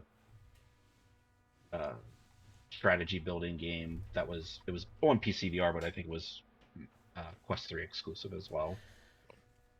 I still hesitate for 2 reasons. One, I don't do VR that well anyway because my eyes are weird. But second of all, I can't do VR anyway. Yeah, but second of all, I've said this before. This is not a surprise, but MetaQuest I get kind of nervous about because they make you connect your Facebook account, and then You can have a Meta account, which is slightly different. I'm so weird about that. Yeah. Once I get over that, I'm sure I'll get it. But that's what makes me. And then of course the lack of games. Let's be honest, there is not that many games out there. No. There is a game I really. This is totally off topic. I don't care. Tangent time. There's a game I really want to play. It's like you're in a whitewater rafting thing. I really want to play that. Kayak VR. I think so. Yeah. It looks really cool. Kayak Mirage, I believe, is. It looks so cool. I want to do that for real life too. But anyway, Pete. Okay. Next up, Tears of Metal, medieval hack and slash co-op roguelike. Fine. Okay. Now this is where I have a problem with most of the articles that have been written about this and most of the discussions that have been had about this, because nobody has mentioned this at all in any of their write-ups. Only when you find it down further on the page. There was a big update coming for a game for Season 2, which is Street Fighter 6. Now, I'm not Yes. saying this just solely based on bias reasons because I like Street Fighter. But they announced the 4 characters that are coming to Season 2. Listen, Joey's And, like, no, yeah, I was messaging Sencho whilst this event was going on and we were getting a bit hyped. So I'll talk about the last 2 characters first. So we have Elena from Street Fighter 3 coming back, and we have M Bison, but M Bison is a very different M Bison this time. Now, I'm a bit disappointed about Bison because legacy character now charging money for again. Pete, that was my first thought about you and Sincho. Was it's a legacy character. How is Pete gonna feel about this? Yeah. And yes, Nana is right. Bison is coming out very, very soon. His gameplay trailer came out a day later. And oh my god, he looks like a menace. I'm very excited, obviously, about that. But there were 2 other characters that made me think something very different when they revealed them. We have Terry. Yes. And Mai from King of Fighters. Yes, that is true. Again, thought about you immediately. I actually thought when they were showing off the cinematic for it, because they showed an anime trailer that didn't show Terry straight away. First of all, they showed Luke and Jamie playing a game. Yes. I actually thought this might be an announcement for Capcom versus SNK 3. Oh, right. That makes sense. But this now leads on to the fact that now King of Fighters, or SNK themselves, have announced there is a special character coming to King of Fighters 15 as a result of this, which is obviously going to be a Capcom character. And Sencho's right, everyone thought it was Cody for the first few seconds. Right. But to have Mai and Terry in Street Fighter as guest characters... It is obviously the fact that, first of all, Capcom and SNK have not worked together since the very early 2000s when there was a contract for Capcom versus SNK, Capcom versus SNK 2, and obviously SVC Chaos that was made by SNK themselves. I'm massively surprised that this even happened, and I honestly think that this is the building blocks for potentially... I do think that there is going to be another collaboration between the 2 of them where they're, like with Street Fighter Cross Tekken, Capcom versus SNK, there could be another crossover game. And I think Capcom versus SNK 3 is now a very real possibility. Well, is it okay to talk about it now? But they also did a Fatal Fury? We're getting to that it's a few games time, but yeah. Exactly. Yeah. Honestly, if they did a re-release of CVS 2, I'd be happy. But I wouldn't be surprised if, we'll talk about Fatal Fury, if Fatal Fury City of the Wolves comes out and is popular and plays well, I don't see there not being a reason why Capcom and SNK could team up again and make another game. But yeah, Terry is coming out later on in the year, but Bison is first, and then Mai. I think Mai's last, and then it's Elena before her. But yeah, so that was a hype as hell trailer. Yeah, I thought it would be. Right. So anyone who that's the Street Fighter portion that taken care of.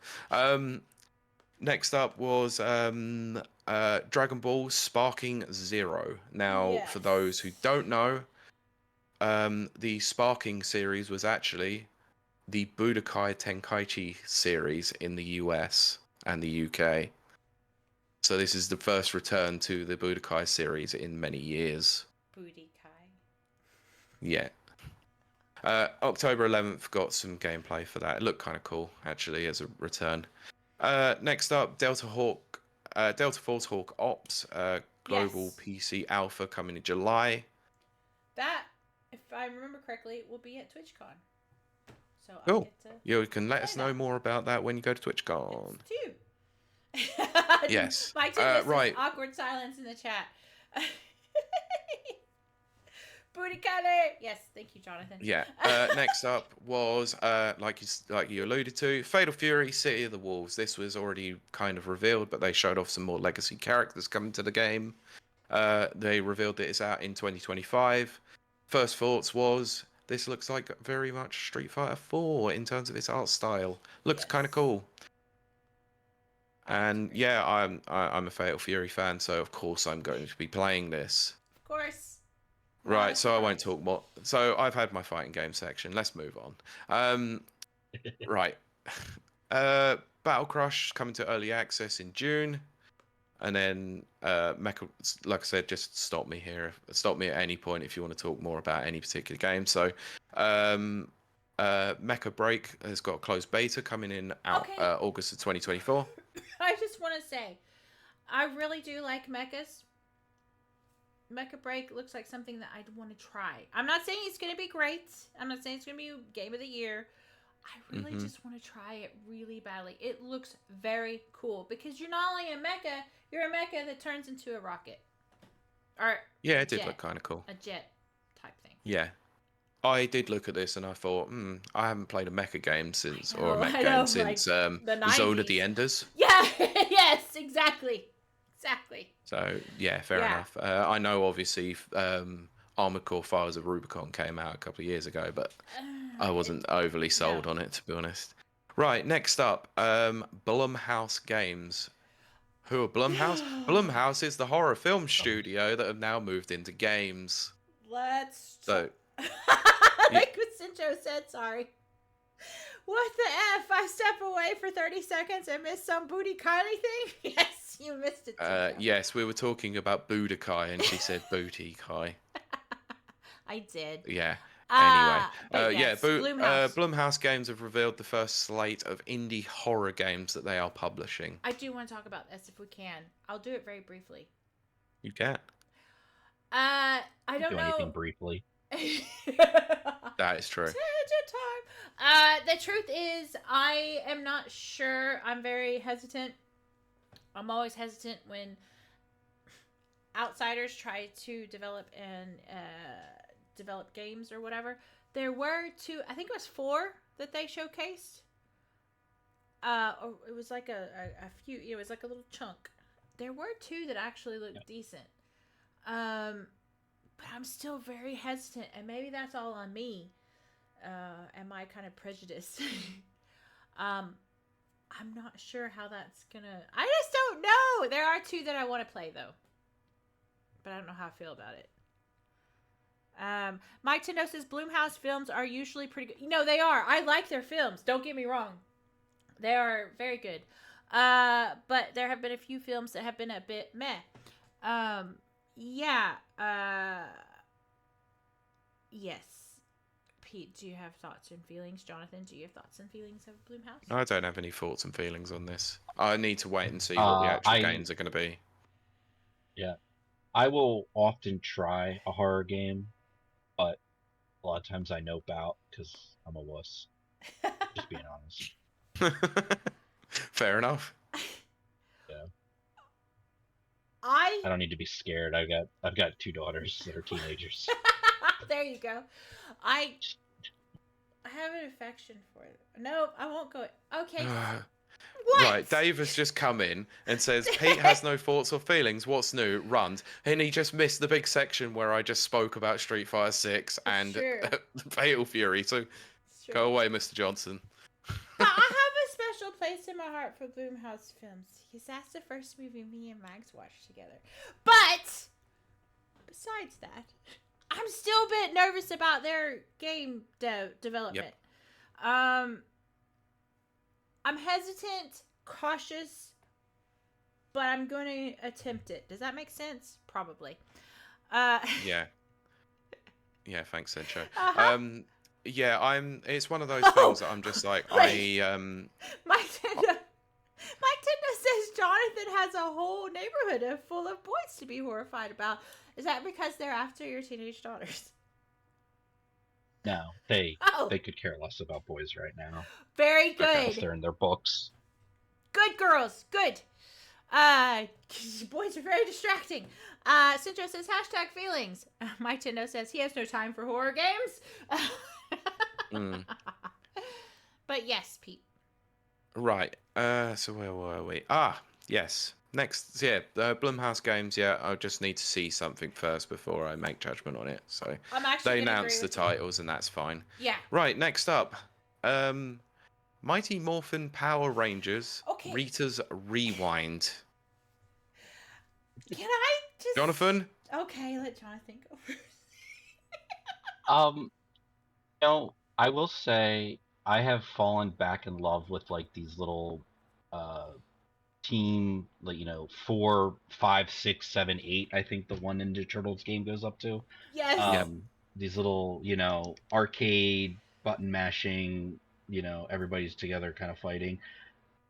I was a Power Ranger kid coming home after school watching Power Rangers, so I would probably be looking forward to it just for the nostalgia sake of things. I don't know that I will necessarily pick it up. There's some interesting like on rails shooter type stuff, driving kind of into the screen stuff, which is nice mix up of gameplay. Just be interesting to see like how it all comes together, because it seems like there's side-scrolling fighting, the forward motion, on rail stuff, and then there's like the mech, coming together and fighting, kind of giant boss battles. So I think if anything, it's doing some unique things. With it being Rita's Rewind, and this is just maybe I missed it. Is this based off of? Is this a remake? Okay. From an older game? I don't know if it is. I think it's one of these sort of like the Turtles game, Shredder's Revenge, and Streets of Rage 4. It's like a retro revival sort of co-op platformer. Exactly. Centro says it's a beat 'em up like TMNT, which is Shredder's Revenge, not a fighting game. So it's its own. Yeah, because Mike Tendo asked I know how this differs from Battle from the Grid. Yeah. It's a throwback. Yeah. So a retro revival, as Pete was saying. Okay, I just didn't know if with Rewind being in the title, if it meant it was a remake of some sort. It was also Centro's comment was more aimed at Mike Tendo because he was asking about Battle for the Grid. Oh, right. Yeah, one of them is actually a fighting game. Yeah. So Kylie, what did you have to say about this? I first of all was immediately struck by the similarities between Shredder's Revenge. Of course I was. I spent so many quarters. Yes, I'm American. Quarters at Pizza Hut playing Shredder's Revenge. Well, you couldn't have done. You meant Turtles in Time. Turtles in Time as well? Shredder's Revenge only came out recently on the Switch and other consoles. Okay. It's Turtles in Time was the arcade game. Wasn't there one before Turtles in Time, though? There would have been, but there was not one... Shredder's Revenge. Okay, fine. I got the names wrong, but it's before Turtles in Time. The Manhattan Project. Or whatever that was called. Yes, that. Is that what it's called? Is it Hyperstone Heist? Ooh, I don't know. I think it was called the Manhattan Project. But it was so reminiscent of that, and I was instantly taken back to that Pizza Hut lobby when I played that. Red cups. Danker says, if I recall, it's because it's Robo Rita from the special from last April, and that involved time travel. Yeah, exactly. Okay. Mike Tendo says, I know the one you mean, Kylie. Yeah, I can't think. Mags is correct. Yeah, the Manhattan Project. Yeah, that was Turtles 2, the Manhattan Project. Okay, so I thought it was the Manhattan Project because I knew Manhattan Project actually meant something else to adults. But to me, it meant Turtles at the time. And I just remember the smell of pizza. Oh, I miss those days. And then there was an FBI warning before. Anyway. Oh, the old classy FBI warnings that winners don't do drugs. Don't do drugs. And it was on that. I was 4-player, but I only played by myself because I didn't have friends. But I ate a lot of pizza. But the point being, Rita's Revenge feels like that. And Centro says I spent $15 in quarters on Shredder's Revenge. Jonathan says I stopped watching Power Rangers back in the 90s sometime, but this game brings back some good memories. I only would... Okay. So, before Mighty Morphin Power Rangers, there was. Mike Tendo isn't wrong, but I'm not reading that out loud. Before Mighty Morphin Power Rangers came over, there was a Japanese version, and I used to watch that. Oh, for God's sake, get on with it. Jonathan's not wrong either. No. Oh, God, what have you done? Anyway, I used to love it. I want to play it. There we go. Continue on. And remember, folks, I still have half a bottle of wine to redeem. Yes. Dave says, bad, Kylie, stop. No, I never stop. No does not mean no. Jonathan says, can opened, worms all over the place. But yes, I really want to play this game. Anyway, Pete, continue on. Long and short, I'm playing this game. I'm buying this day one. This looks amazing, even though I wasn't actually a Power Rangers person. Right. This looks great. Anyway, let's move on. We're an hour and a half in. We've still got 1.5 shows to cover. So Jazara.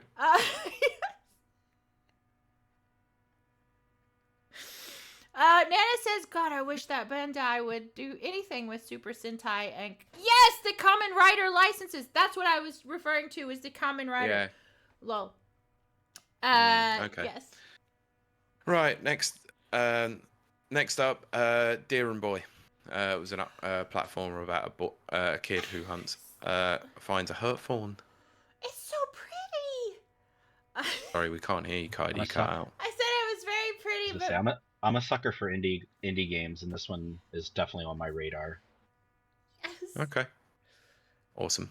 Right, next up. Mike Tendo says, time for a rapid reviews quick fire round. He's right. That's what we're doing. Let's go. Right, Kingdom Come Deliverance 2. So, I have half a bottle. Yes. Kingdom Come Deliverance 2. This was interesting. This is a bit weird. This is the one where it had some very raunchy medieval, like puerile humor. There was an actual sex scene. Yes. I'm cautiously optimistic. Yeah. Okay, right, next, Slit Ahead. Got a November release date, and it was a gameplay trailer. Yeah. There was a roguelike shooter called Killer Bean that basically looks like... it's coming from one of the lead Matrix animators. Basically GTA with beans, okay. Kian is a climbing game from the creators of Haven and Fury. I am really looking forward to that. That looks okay. Very cool. The mechanics on that is very cool. Yeah, Wonder Stop was next. Unknown 9 Awakening story trailer. It was a paranormal mystery game. Eno Tria, The Last Song, got a new trailer. First Descendants got a July 2nd release date. I'm going to skip the next two because I'll come back to them because I think they have a lot more importance. Sorry, Jonathan, we will come back. Sonic Cross Shadows Generations is launching October 25th and showed a little bit more of the gameplay for Shadow. I think it looked great. It looks okay, yeah. I'm not sure I want to pay any more money for a game that I've completed 3 times, but there's new story content, so fair enough. I've bought Halo 3 7 times. Yeah, but that's you. I know. Yeah, I can't say anything. Anyway, I bought all versions of Street Fighter 4. I can't say anything. See? Right. Dune Awakening is going down an alternate history storyline to the books and the films. This was the MMORPG, but obviously they didn't really show any gameplay. Battle Oasis, RTS game for everyone, aims to bring core fun of the genre, like how World of Warcraft did for MMOs. This looks okay, I guess. But it's an RTS, so I'm instantly out. Boo RTS. But I do like what Mike Tendo said, which is, if the first game is Kingdom Come Deliverance, it's the second game called Kingdom Come Post-Natal Blues. No, surely it should be called Kingdom Came. You did... Right. Yes, I'm not touching that one, Pete. Dave says, And I do not agree with Dave. I do not believe Dave. Also, did you all know I got Mag to agree to play through the Halo series in chronological order? I have proof. Somehow, I doubt that. Citro says, Kingdom came the full package. Jonathan says, Kingdom went to buy milk and hasn't come back yet. Brilliant. Excellent. Happy Father's Day. Happy Father's Day, indeed. Oh, that's great. Okay, right. Continue on. Right, next up was the finals is going to Kyoto on June 13th. I forgot the finals was even a thing. Well, next up, Alan Wake 2, Night Springs DLC. I want to talk about this. So do I, because I think the collector's edition seemed to piss off a lot of people. Wait, okay. Why so? Because they're not releasing a standard edition, just a collector's edition. So this is the disc version, which people have been asking about for a long time. And they were like, oh yeah, we're going to bring out this disc version that you've all been asking for. Except it won't just be a standard one. It'll be a collector's edition and will cost more money. Great. Well done. Well, see, here's my... This is the annoying thing. Remedy are drumming out some goodwill by bringing out Alan Wake 2, a sequel to a game that people wanted for years. Yes. They did Control, but yet... They did.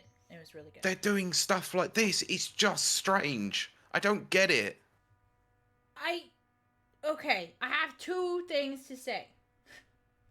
Number one, I've made it very clear on here. Sorry to our chat who doesn't agree with me. Sorry to our guest, and sorry to Pete who also doesn't agree with me. I don't know, maybe Jonathan will agree with me. I doubt it. I am a digital girl. I don't care about hard copies. I don't care. I'm happy with a digital copy. So I'm not... That's Pete flips me off, dear listeners. So I don't have any problem with that. But again, I know that I'm kind of on the outside. I think I'm in the majority, but on the outside of the mouthpieces. Dagger says, well, better than a soft copy. But I have to talk about this DLC. Yeah, I'm happy to talk about the DLC. I just think that in terms of a physical edition, they should have given people the choice to go standard, collectors, or limited, whatever. But carry on, DLC. Well, I'm going to talk about the DLC. Max plays DLC. It's just... Alan Wake 2 was his personal game of the year. It was a great game. I really enjoyed it. I really like it. The DLC, if you bought the Ultimate Edition or whatever, you got the DLC. It was good DLC. Like, holy crap. He played all three in his playthrough, which was shocking. So I must say, must preface this. Sorry, it's came out a couple of days ago on the 8th.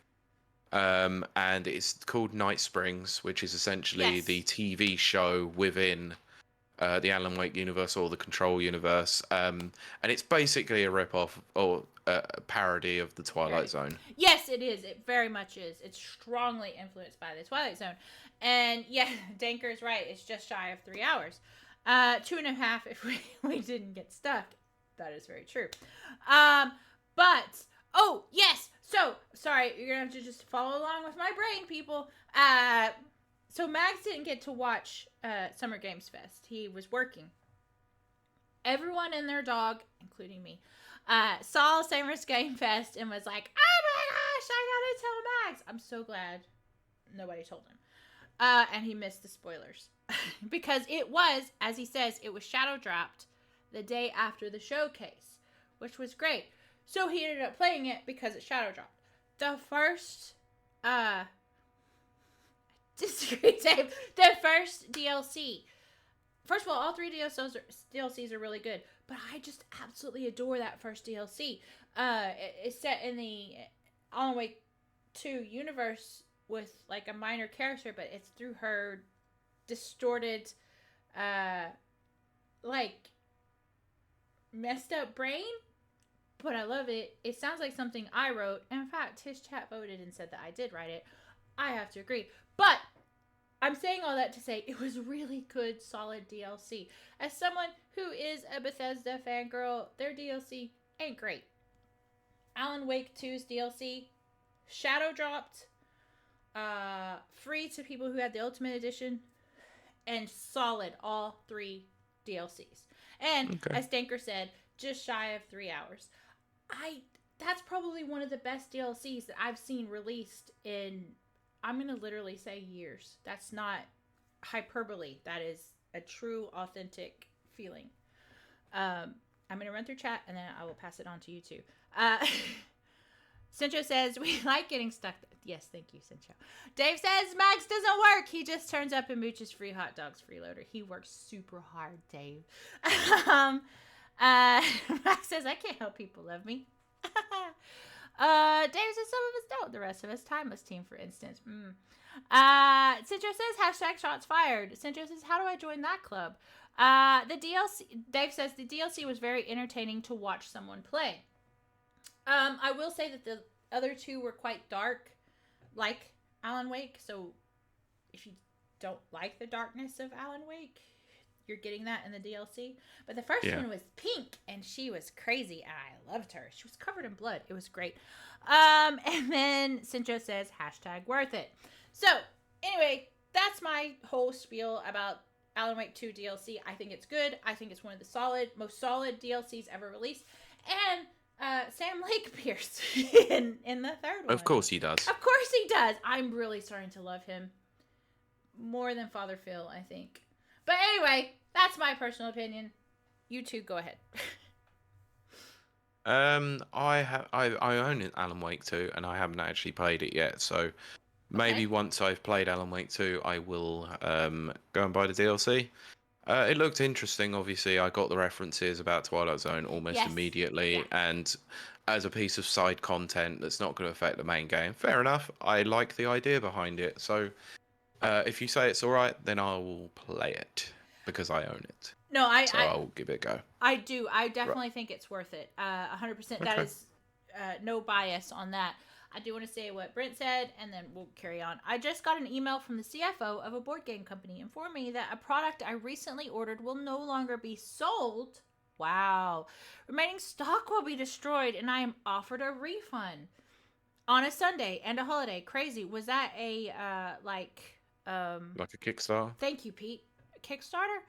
And yeah. Oh, speaking of Kickstarters, they've done a Kickstarter for the Terraria board game, and I'm really interested. Oh my gosh, that's okay. I want to know about that.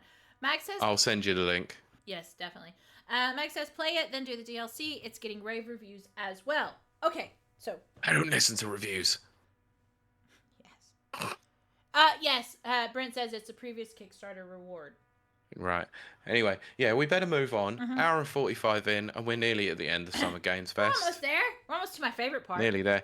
Right, okay. New Light, Anater, whatever. October 15th, PS5, Xbox Series X.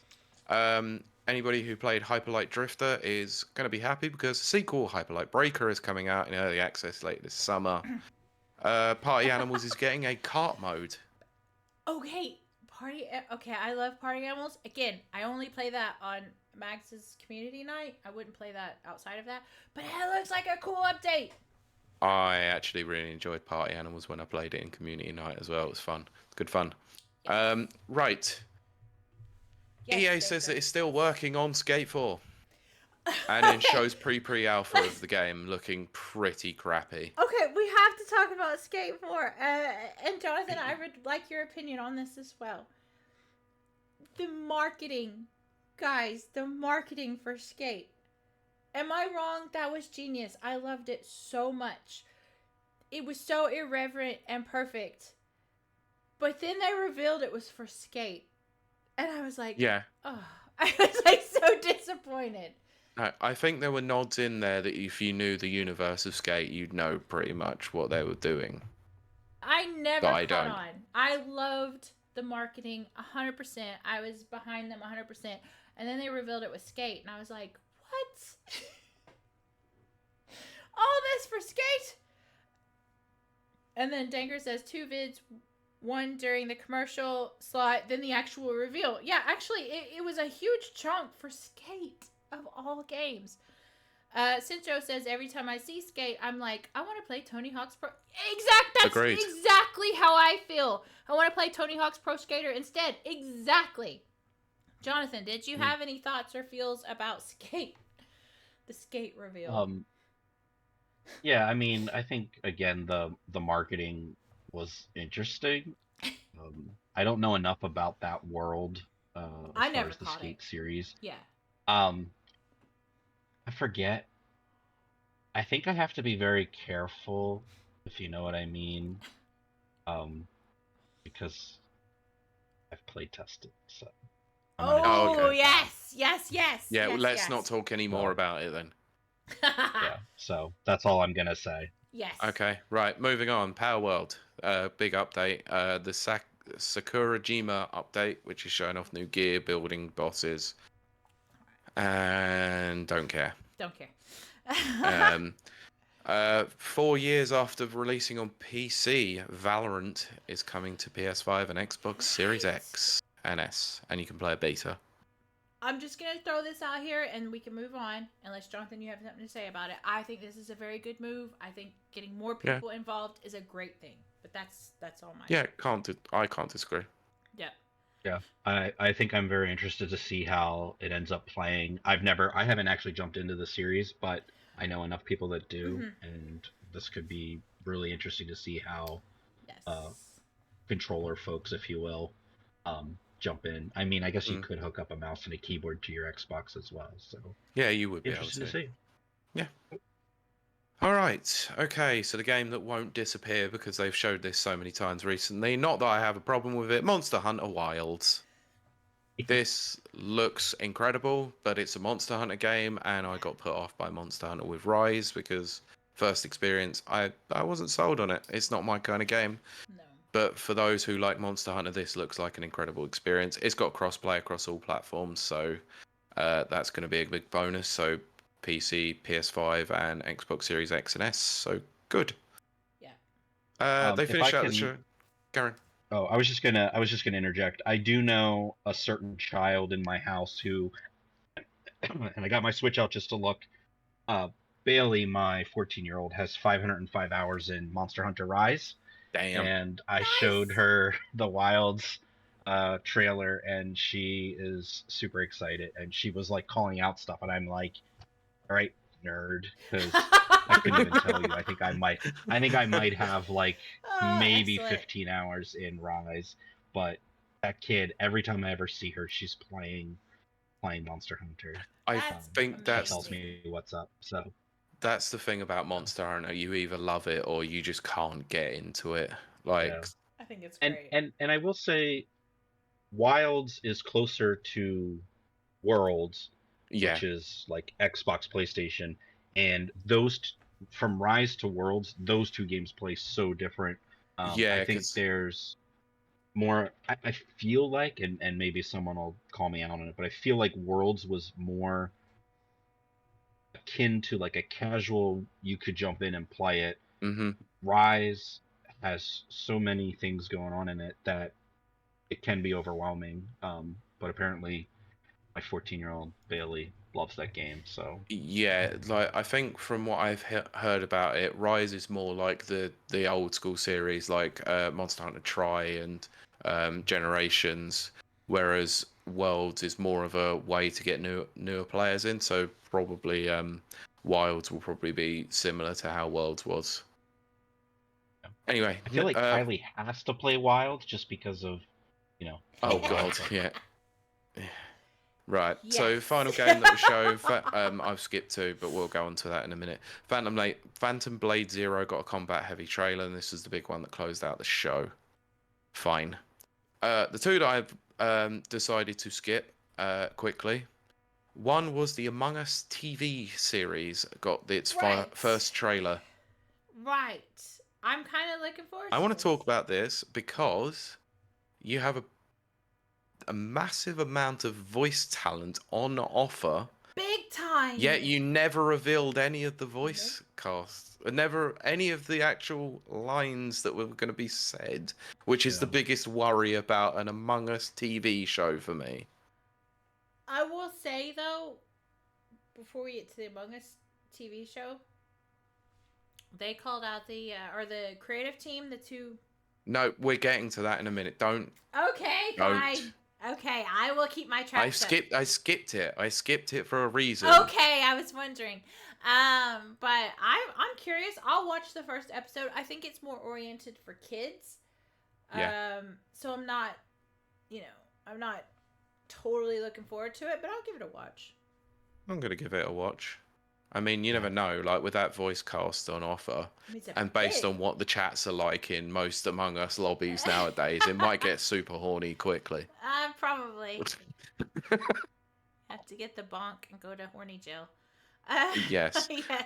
But yeah, Kylie slightly alluded to it. There was another Among Us thing that was revealed, and it was nothing to do with Among Us. It was actually to do with Inner Sloth themselves, the creators of Among Us. Have now created a publishing arm called Outer Sloth. Yes. So they are now funding indie projects because of the massive success that they had through the community, i.e. us and people that played them, bought their game multiple times.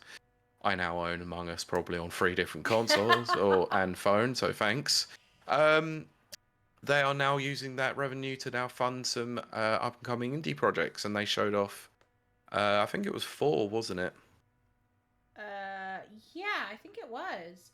Yeah, and yeah, great, fantastic. I'm thrilled. I think it's amazing. I think it's just, I love that they took the money they made and they put it back into the indie community. Yeah. I'm 100% glad about it. It's nice that they've actually seen the success and not gone, oh look, we can use this now to just be dicks, basically. Well, but they're not pulling up the ladder behind them. Basically, right. They're actually leaving the ladder down and letting others see the light of day and get their games published when other big publishers or other studios might look at them and go, we're not interested in that because it won't hit our bottom line. So Danker, you're saying I have an innie, not an outie, so you have an inner sloth, not an outie sloth. Wow. Oh God. 1 hour 53, I will say, guys.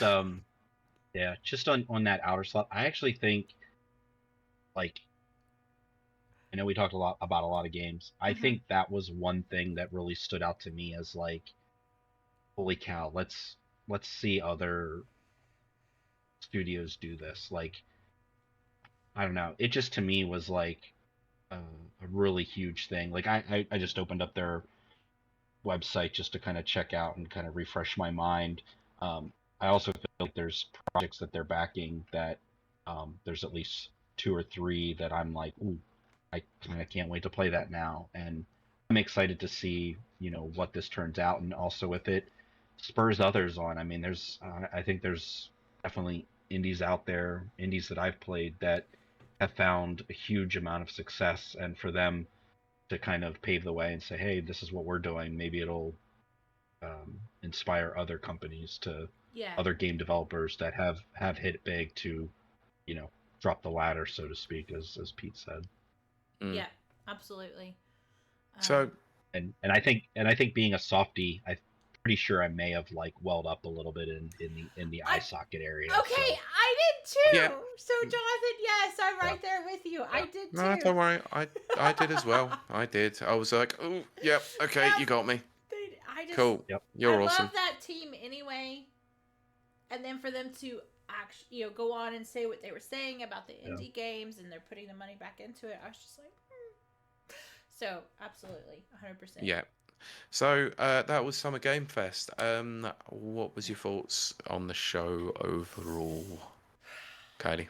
Average, at best. I think that, I'll be very honest right quick, I think that a lot of the, we'll say Ubisoft and Microsoft, they kept their best things off for their own shows. Obviously Nintendo as well. I do think there's a rumored Nintendo Direct coming up next week. I think they intentionally full of shit. I think they intentionally kept the good stuff for their own shows, and I can't blame them, really. I think that Jeff's going to have to work a little bit harder next year to get the big gets.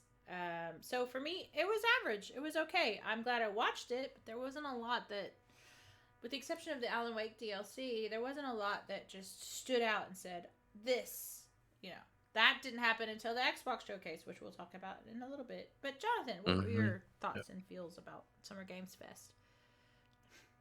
Yeah, I kind of land the same way. There was nothing that, if I was already excited about it, it's because I've already seen or heard something about it prior.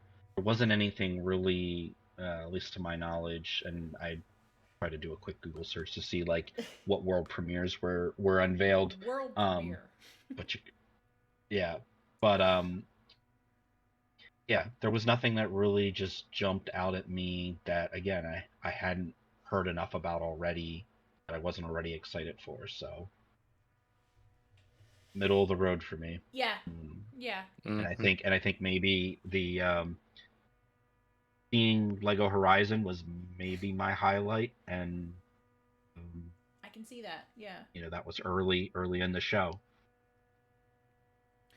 Pete, what about you? That's where I'm at. Not disagreeing. Middle of the road show. Had a couple of nice surprises for me, but like what Jonathan said, if you already knew what was there, you basically were going to get excited for that. Like Fatal Fury, I knew obviously had already been announced, so to see more characters being announced for that was cool, and nice to see Fatal Fury getting the spotlight on a big show. Obviously, the big surprise of Street Fighter 6's DLC was one that got me excited, but other than that, it wasn't really much to get excited about. Obviously, the Inner Sloth stuff was great. Can't complain at that, but other than that, yeah, it's just a middle-of-the-road show. I'm glad I watched it, but I'm still not selling it for me. I like what Mike says. So, are we thinking Summer Snooze Fest? Yes. That's how I would see it. Okay, right. We're gonna stream through this pretty quickly, because if you want to know our full thoughts and opinions on the Xbox Showcase, last week we did a live stream on it. It was a watch along, so you can watch the show. You can listen to our terrible audio on awful quality because I wasn't at my setup. And I was on Wi-Fi, and it was great. Yeah, it was really just a great show. We didn't make a podcast. Well, yeah, I can actually reveal now, because at the time I wasn't going to. I actually was on holiday. He was. I was in a hotel room on holiday, and I still gave you guys content by watching the showcase on a Switch whilst talking on Discord using wireless earphones. And my internet my plugged in Ethernet totally died, and I had to do it on Wi-Fi. So. Yeah, so we apologize about sound quality, but we wanted to give you something, because it always seems to be that we do the Xbox Showcase. It seems to happen quite frequently. So we wanted to keep true to the standard. So yeah, let's go through this. We'll beeline on a couple of things, obviously, when they come up. But yeah, like I said, full thoughts will be at the end of the live stream, because we talked a lot more in depth about it then. So the show started out with Call of Duty Black Ops 6. They showed a story trailer. Yes. I'm not interested about Call of Duty, and also based on what they said about the file size after the fact, quite ridiculous. Oh my gosh. 300 and odd gigabytes of storage space. I don't even think I have that on my little Xbox S or whatever it's called. The little white digital only thing. We're getting to that. Okay. We're getting to that. Yeah, because that happens at the end as well. Yeah, we'll get to that. But it is on Game Pass. It is on Game Pass. It is on Game Pass. It's on launch day 2. This is where Phil Spencer came out and did his whole spiel about the fact that this is day and date on everywhere. So PC, PlayStation, and Xbox are all going to have the same content on the same day at the same time. So this probably includes all DLC as well. So all exclusivity partnerships that were once had, where Microsoft owned the marketing rights to DLC for a month ahead years ago, and then it switched to PlayStation. Right. Now no longer a thing. So Call of Duty players are going to have parity across any console that they play on, or PC. So can't see that as a bad thing, to be honest. Right. Next. I think Jonathan's about to get fed. No, Yeah, she's taking care of the trash. You could say hi. Oh, thank you. Mom pay you to do that? Okay. Brilliant. Take care of her trash. Hello. That's my Monster Hunter right there. Woo! Yeah. We were talking about Monster Hunter Wilds, and I pulled up you have 505 hours in Monster Hunter. Yeah. Right. Okay, so next in the show, first big reveal, Doom: The Dark Ages. This is actually what prompted me to go and download Doom and Doom Eternal on Game Pass because I got hyped about this trailer. I'm so hyped. So Kylie is the resident Doom fan here. I am absolutely hyped for this. This is the only direction they could have gone in. I'm very happy. Holy crap. Yes, I am playing this day one. Don't even at me. Don't even message me.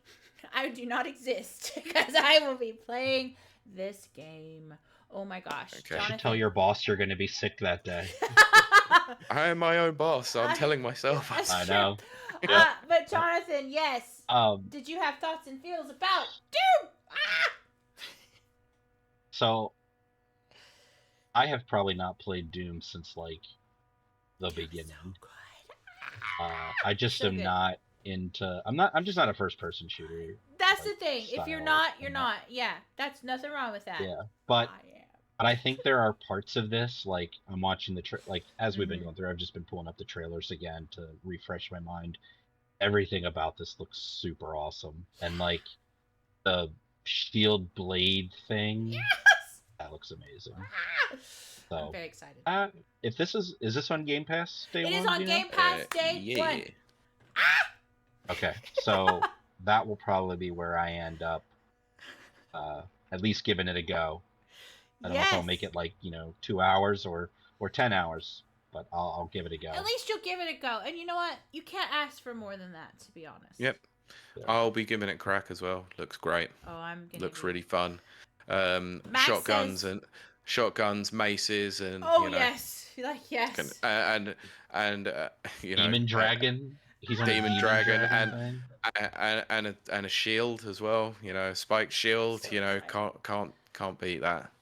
Looks like good fun, and it doesn't tend to disappoint when it comes to their games. Oh no. Max says yes, and Centra says we don't judge, but I do. Yeah. Oh my goodness, yes! Cannot wait for this. This was probably my biggest, happiest game moment of the Xbox Showcase. Well, we'll get to that anyway. So, this is coming out in 2025. We might be saying this quite a lot with this showcase. Just prefacing it now. Yeah. Anyway, moving on. That was just a quick aside. So State of Decay 3, a game that hasn't been seen for quite a few years, has got another reveal. Right, so this is following up from State of Decay 2. It was first revealed in 2020, so this has gone dark. Perfect dark. We'll talk about that too. We'll get there. Yeah, I know. Sorry. I'm so hyped. This was my favorite. Unfortunately, no. I was just no. So yeah, State of Decay 3's got no release date. It did no release really date. Cool though. I'm very zombie fatigued. Very zombie fatigued. For the last few years. Yeah. I can't even think of a witty pun involving zombies and boredom. But would you say it's shambling? Yes, it is shambling at this point. Would you say zombie games are dead to you? Oh, I like that. Yes, Jonathan. It needs to rise from the dead again. I don't know that it will ever rise again. I am so fatigued. Speaking of rising again, not really. Actually, that's what she said. No, talking about rising again, a game series that we have not seen for a while, Dragon Age. Okay, I do want to talk about Dragon Age. I do. Yeah, Dragon Age, the Veil Guard was revealed and is due to come out 2024. Okay. Actually. Yes, absolutely. Well, that's this year. That's this year. Yeah, I know. Mike says every day they're shuffling. Yes, exactly. State of Decay 3 has been in a state of decay. Yes, it has. Okay. Nice. finishing my wine out. Mike has redeemed the last glass. Yeah. Okay. Yeah. So this is the first trailer for Dragon Age: The Veilguard. Okay. This was formerly known as Dreadwolf. Yes. Set the tone for the upcoming games. Showing off a group of allies you can expect to play alongside when the game is revealed. Yeah. Perfect. Say hi. She's allowed to be on camera. Say Yeah, hi. absolutely. Yes. Oh, the shyness kicked in then. Aw. You're live on Nana, I watched that. I want to talk about that. So, I am a Dragon Age fan, which is surprising because I don't really like BioWare games. I don't like Mass Effect. People are going to go, what? Oh my gosh. No, I don't like BioWare games. I don't like Mass Effect. But I played Dragon Age 2 and Dragon Age Origins, and I fell in love with the companions. Mostly Fenry, which is of course you did, the twink of the series.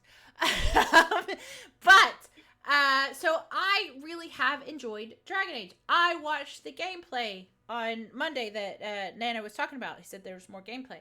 And yes, Nana says, ask my two Dragon Age superfans, and they seem pretty into it. Nice. So Dragon Age is a very, very strongly character and story driven game. It's not an action game. It's not, roguelike. It's not roguelike.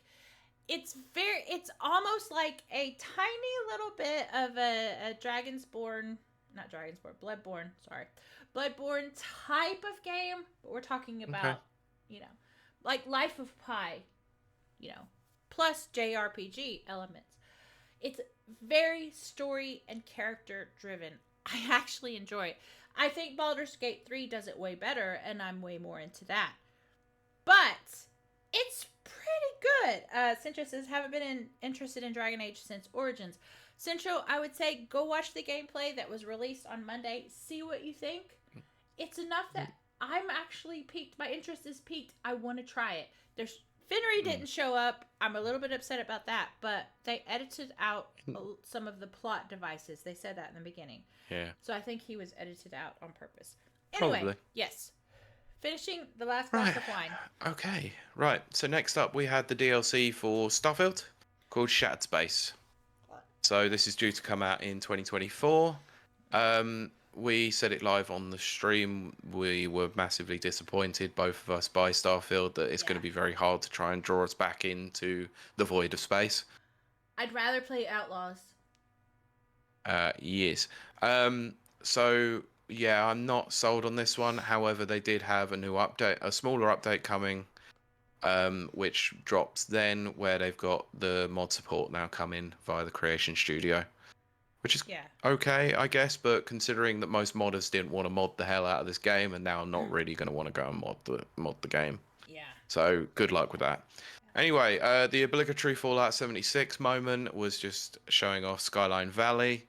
Yeah, not interested. Early 2025 for this one. It's another one of those games where just like don't care. Nope. Next up, we had Claire Obscure. Expedition 33.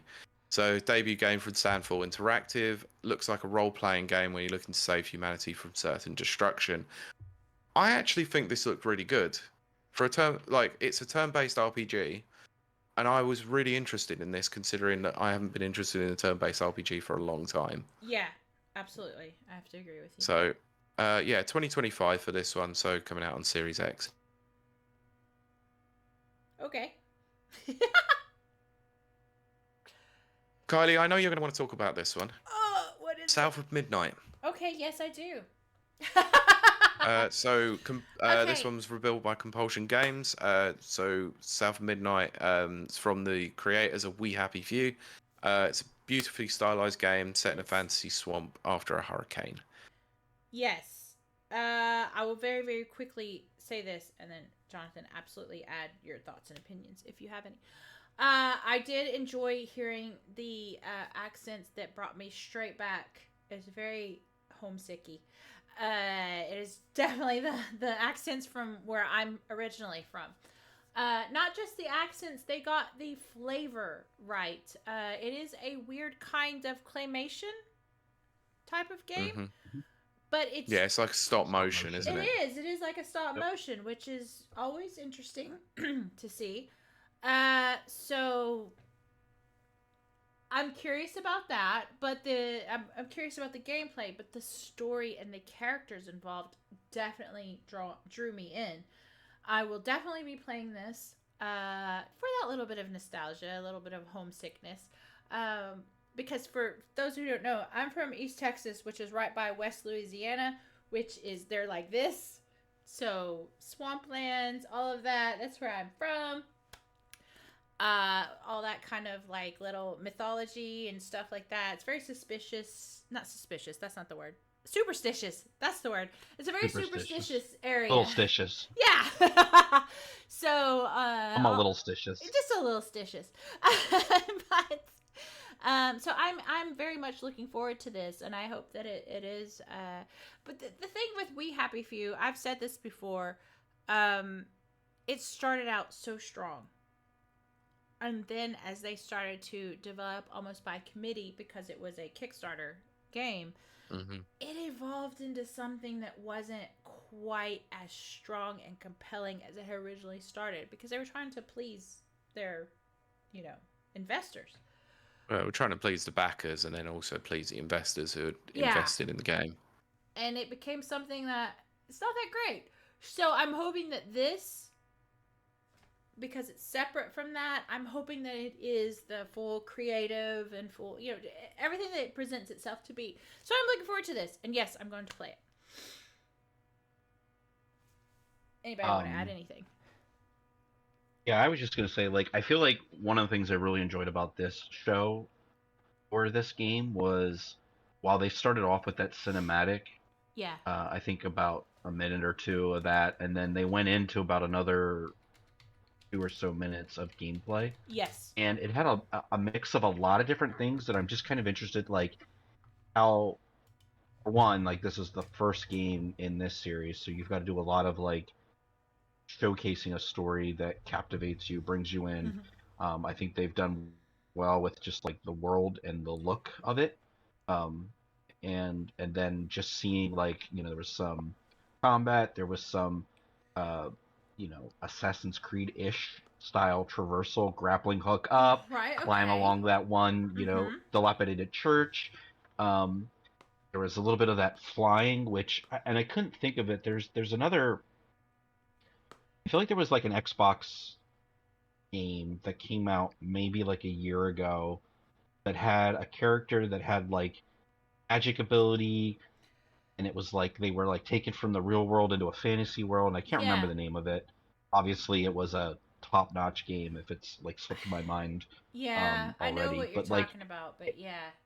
It feels a little bit like that, and I'm just hoping that for the sake of these developers, that it doesn't just come out and get lost. I'm curious.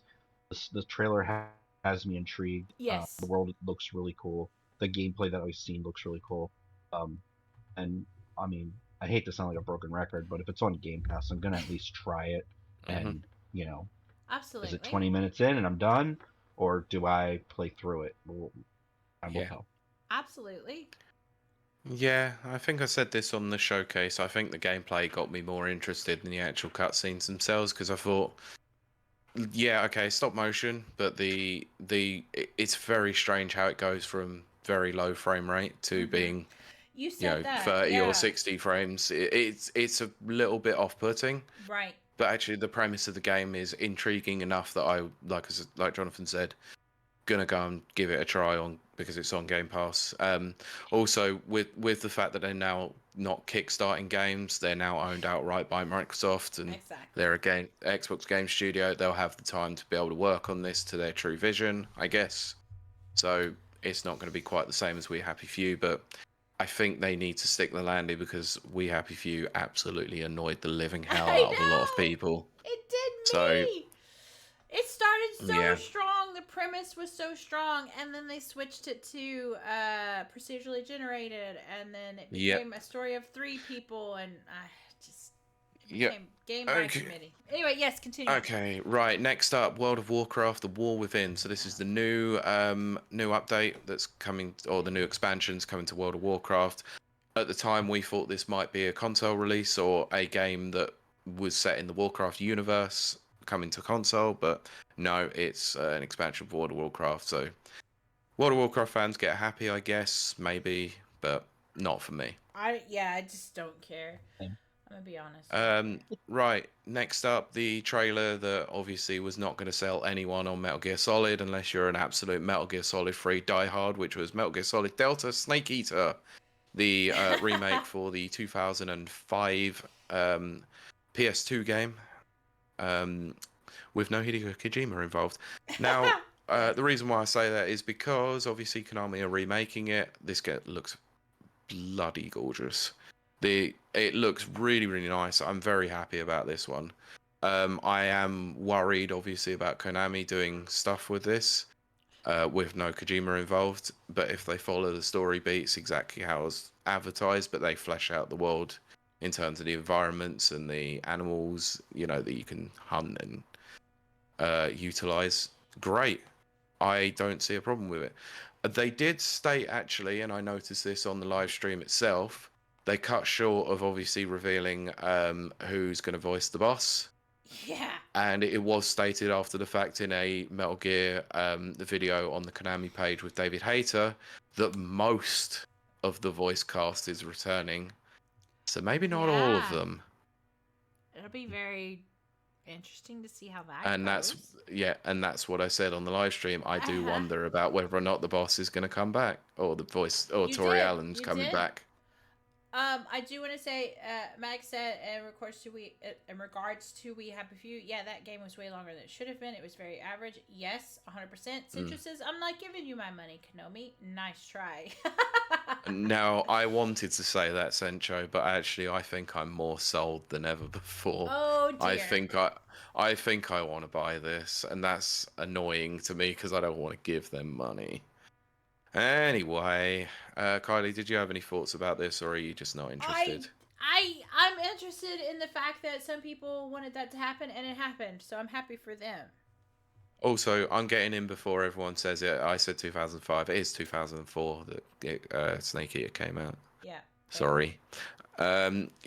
Next up, Sea of Thieves Season 13's trailer, where you are going to become a villain. Which is very strange to me because this was noted on another podcast that I listened to. Do they not understand that people act like villains in the game anyway? I was gonna say exactly that, Pete. Oh my goodness. Yes. Anyway, Season 13, July 25th. So, yeah, evil pirates on the high seas. Yep, absolutely. And it's still not going to make me play Sea of Thieves. I'm going to try it. Because for those who don't know, Destiny 2, the last DLC, I guess, the last... It's not DLC. Yeah. What is it called? I don't know. Whatever. Expansion. Story expansion. That's it. Expansion came out, and I wasn't going to play it. Then I saw it, and I was like, oh, and then I kind of want to play it. But I need a live service game. And so I think I'm going to go Sea of Thieves because it's the most solid, one that's out there. I need something that's going to last like Destiny 2 did. Fair enough. I think, I've wanted to play Sea of Thieves for a while. We should, Pete. I've been interested. Kylie, you cannot say that to me when I had mentioned it to you before and you were like, no. But anytime Mags will bring it up, you're like, yeah, I'll play it. Hell yeah, Mags says it, I'll do it. If there's a community night going, I might be interested in joining and playing it and trying it out at least, because it's one of those games I have been interested in. Yes. But I wasn't initially sold on Sea of Thieves when they first revealed it back in 2018 anyway. I thought it looked awful, but it got better. It got better. So, Brent says, obligatory Warframe recommendation as a good live service game. Yes! I am. I'm looking at it right now. Yeah. Sinjo says, but when you get to... sailing is fun because the waves are relaxing, but when you get to exploring and everything else, nah. Okay, fair enough. Jonathan, thoughts on Sea of Thieves Season 13? I've Sea of Thieves maybe 2 hours tops. So. Okay. Hasn't really stuck for me. And also, we'll go back on it because you were away from keys at the time. Metal Gear Solid Delta Snake Eater, what do you reckon? It looks beautiful. I'm not a big, I'm not in on that Fair enough. series, Fair enough. but I would probably give it a go on Game Pass. If it comes to Game Pass, I think this might be the only game in the showcase that actually wasn't a Game Pass game. Okay. Anyway, let's move on because next, Flintlock, the Siege of Dawn. So this is coming out on July 18th. So it's a God-slaying action RPG and a explosive Souls Light from the creator of Ashen's. Ashen's. First of all, Brent. Hello. Max. Yeah. Max says, if you ain't done 3 solid years, you ain't played Sea of Thieves. Cintra says, Apophis mentioning Warframe. Check. And John says, I have 3 solid years or more in SnowRunner. Very good. Nice. Okay. I'm interested in this game, Pete, but long-term longevity, I'm not sure. I'm gonna be honest. Yeah. I will try it. Yeah. Longevity, I don't know. Yeah, it's another one of those. If it's on Game Pass, probably we'll give it a look. We'll give it a look. What was that one? Sorry, I missed the title. Flintlock, The Siege of Dawn. Yeah, Flintlock. I feel like I have early access to that, and nothing has really stuck on to me. Like, it's just, I don't know, not my type of game. Fair enough. Right. Next up, one game that probably isn't going to be my kind of game either. Age of Mythology Retold. From the creators of Age of Empires. It's more than history, expands into mythology in the world of gods, monsters, and humans. September 4th for Series X and PC. Yeah. I don't really have anything to say about that. Right. Let's get into this because I think we're going to have big thoughts about this one. Perfect Dark. The game that we didn't think was actually going to be here, and I said a while ago, I reckon this is going to be here. I'm so And we finally got a happy. look at the actual gameplay for this that has been rumoured even the month before the showcase to be in real big problems. This didn't look like it was in real big problems to me. I'm very excited about this. I think it looks great. I think it's going to play great. Maybe I'm being optimistic. I don't know. I don't care. I love it. I think it looks amazing. And that's my thoughts on it. Now, this is exactly what I want. Go on, Jonathan. You carry on. I was just going to say, was this revealed to be next gen, as in not even Series X and X? They haven't specifically revealed that, I don't think. Yeah. Okay, I thought I remember seeing titles where, like, articles were calling it Perfect Dark X Gen, like, years. I don't know. I think I put in our notes just that hashtag not my Perfect Dark. Yes. Like, this game looks nothing like. No, it does. You're right. I don't know. No, I would agree with you. This doesn't look like classic Perfect Dark. It felt like a little bit like Crisis, to me, honestly. I said as well that it looked very much like Mirror's Edge. It definitely had a Mirror's Edge feel to it. Yeah, for sure. Yeah. I guess I could kind of see. Nice. What you got there? Is that roast beef? What is that? I'm so hungry. Ham steak. Oof. Nice. Right, that's what they got me. Ham steak. Ooh, yeah. I'm so hungry. Very nice. I'll mute so this doesn't become an ASMR. It's fine. You eat. You deserve it. Yeah. But I think like they had to progress. Obviously, they couldn't stay in the N64 days. Mm-hmm. So they had to progress. I think yes, there's a lot of Mirror's Edge feels to it. I can kind of see a Crisis a little bit. I can kind of see that. But I think kind of like what Cintra says, I think this looks interesting at least. Yes, exactly. Brent says Perfect Dark next gen to differentiate from N64. I usually do dates myself, so Perfect Dark 2025 instead. Yeah, exactly. It's not Perfect Dark 0, it's Perfect Dark 2025. Cintra says, yeah, nobody would be able to tell which one is which. I've been looking forward to this. Again, I have a different point of view. Obviously, there's not a lot of strong female characters or female heroines, however you want to call it, protagonist or whatever. Love Lara Croft, and then Perfect Dark Zero. Well, Perfect Dark and then Perfect Dark Zero. I have kind of an affinity for Perfect Dark Zero because that was the first one I played, which I know is a 360 as opposed to the N64. I know. But I'm very, very happy to see this. I think it's going to be really good. At least maybe I'm being optimistic, but that's what I want it to be. I want it to be very good. Mm. So, I don't know. What do you think, Pete? One thing that I have been asking for many, many years, if you're going to show your damn game off, show some freaking gameplay. And thank Christ they showed the gameplay because it looks fantastic. Exactly. It might not be the Perfect Dark that you think you know and you love. It's just, I think this is looks like a really, really good evolution of the mechanics of, you know, first-person shooters, Mirror's Edge, and stuff like that. It's taking Perfect Dark into the new generation and trying to get rid of the sour taste that was Zero, because Zero was crap. I didn't think Zero was crap. I liked it. Zero was crap when you played it online. It was a piece of crap. Okay, it was awful. It was terrible. It was a waste of time. The mechanics were awful. It was shite. It was utter shite. And it was an Xbox 360 launch game, and it was bloody awful. It was freaking terrible. I hated that game. I wish I didn't play it and buy it. So this is a nice way of actually getting back to what Perfect Dark should be.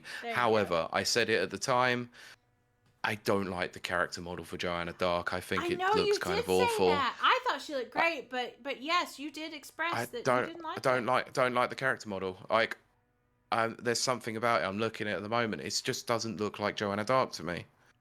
And you probably won't see the character model that much, apart from obviously in cutscenes. That's absolutely fine, because the gameplay itself, if it's solid enough and the story is compelling, which based on what they were showing off shows, you know, is going to be seems to be pretty incredible.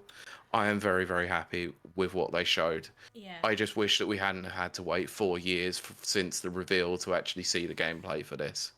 Yeah, I have to agree with you there. Sidra says Perfect Dark was an average shooter, just like Halo.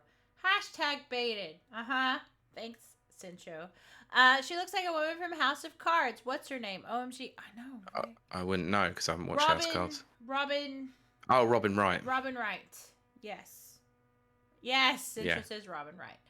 Yes. Yeah. I like House of Cards. Anyway, I don't want to keep going on. Okay, yeah, we got to finish this up. So no release date for this one, unfortunately. Yes. Let's carry on.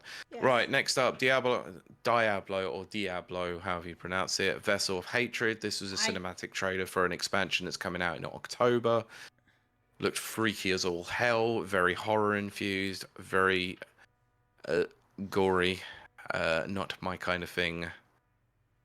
So yeah, I don't not care for about me. it. I'm not a Diablo fan as well. So yeah, I didn't care for the trailer. It didn't make sense, and I don't like Diablo. Again, no offense to anyone who loves it. I support you. Yeah, right. I believe it's pronounced Diable. Diable. Yeah. Diable.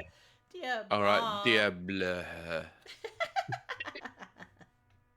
I mean, if it, based on what they showed, it was more like Diablo, because it was pretty sick. Yes.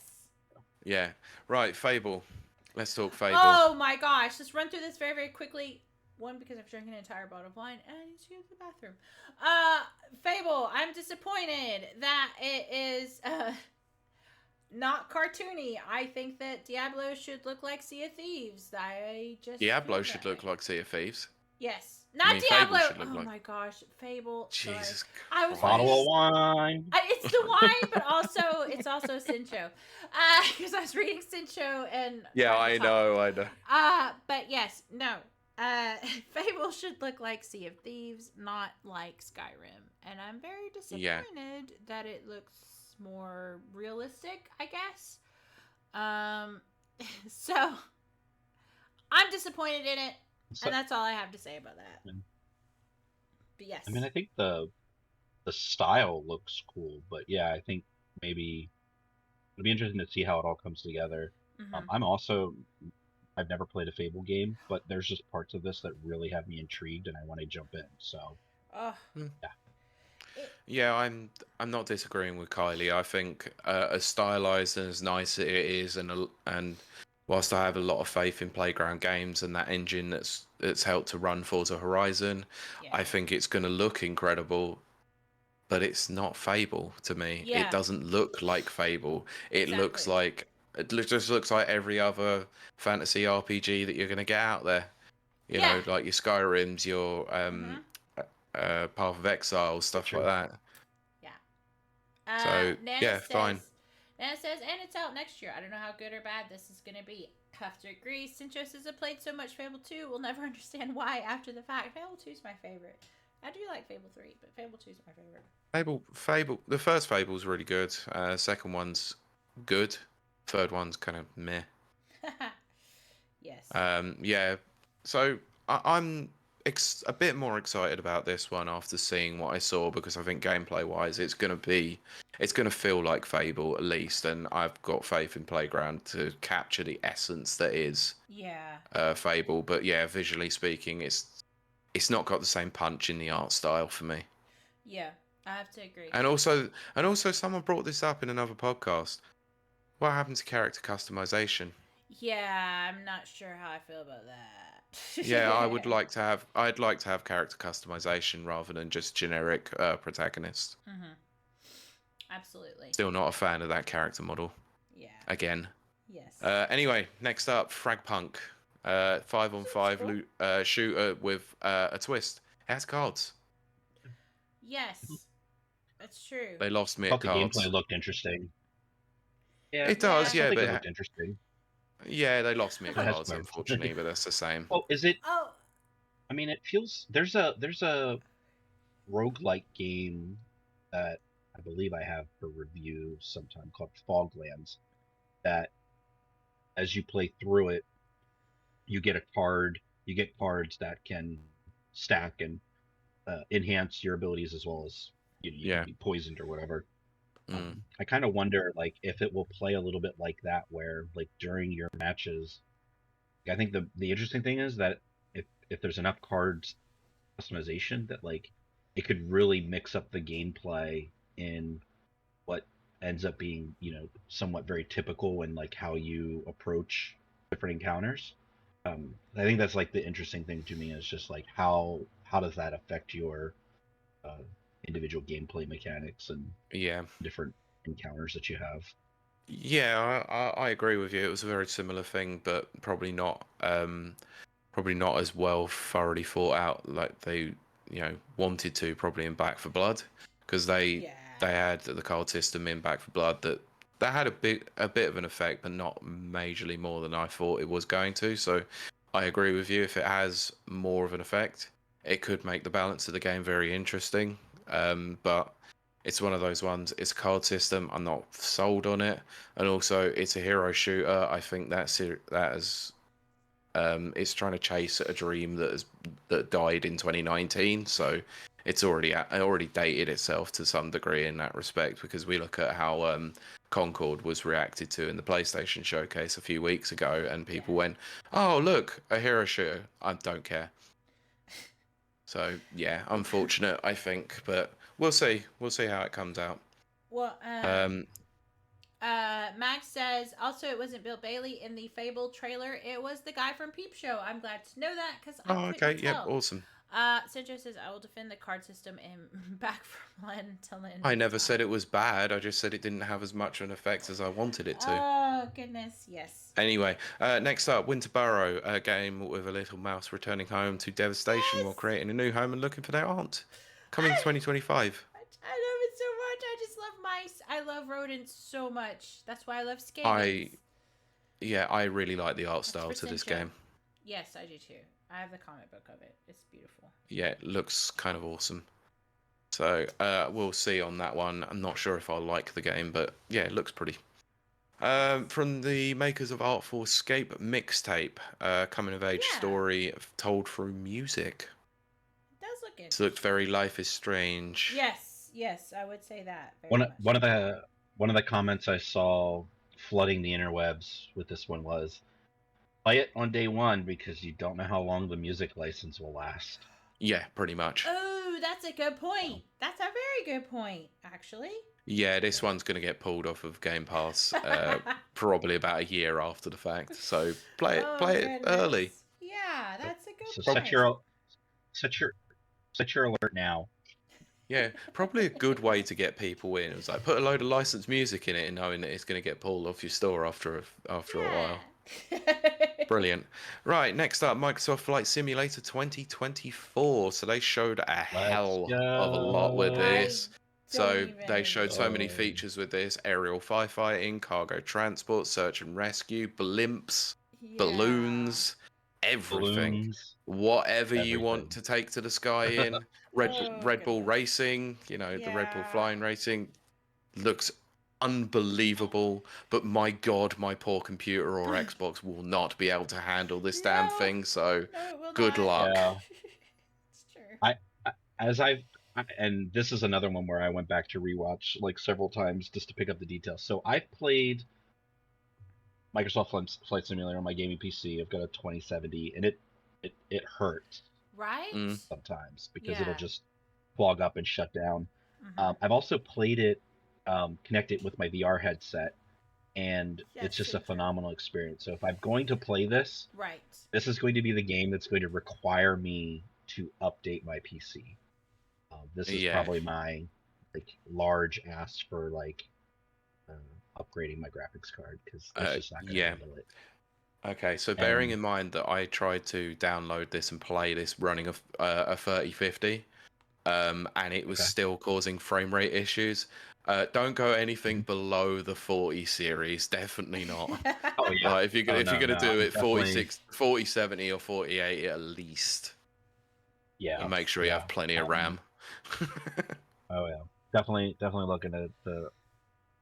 Again, if I'm serious, and the thing is, this comes out in November, so it's like, oh, when am I gonna, be able to even play it and afford it because there's not enough months before November. So. Well, it's coming to Game Pass and PC Game Pass, and you have a birthday in November. There you go. Yeah, we'll see.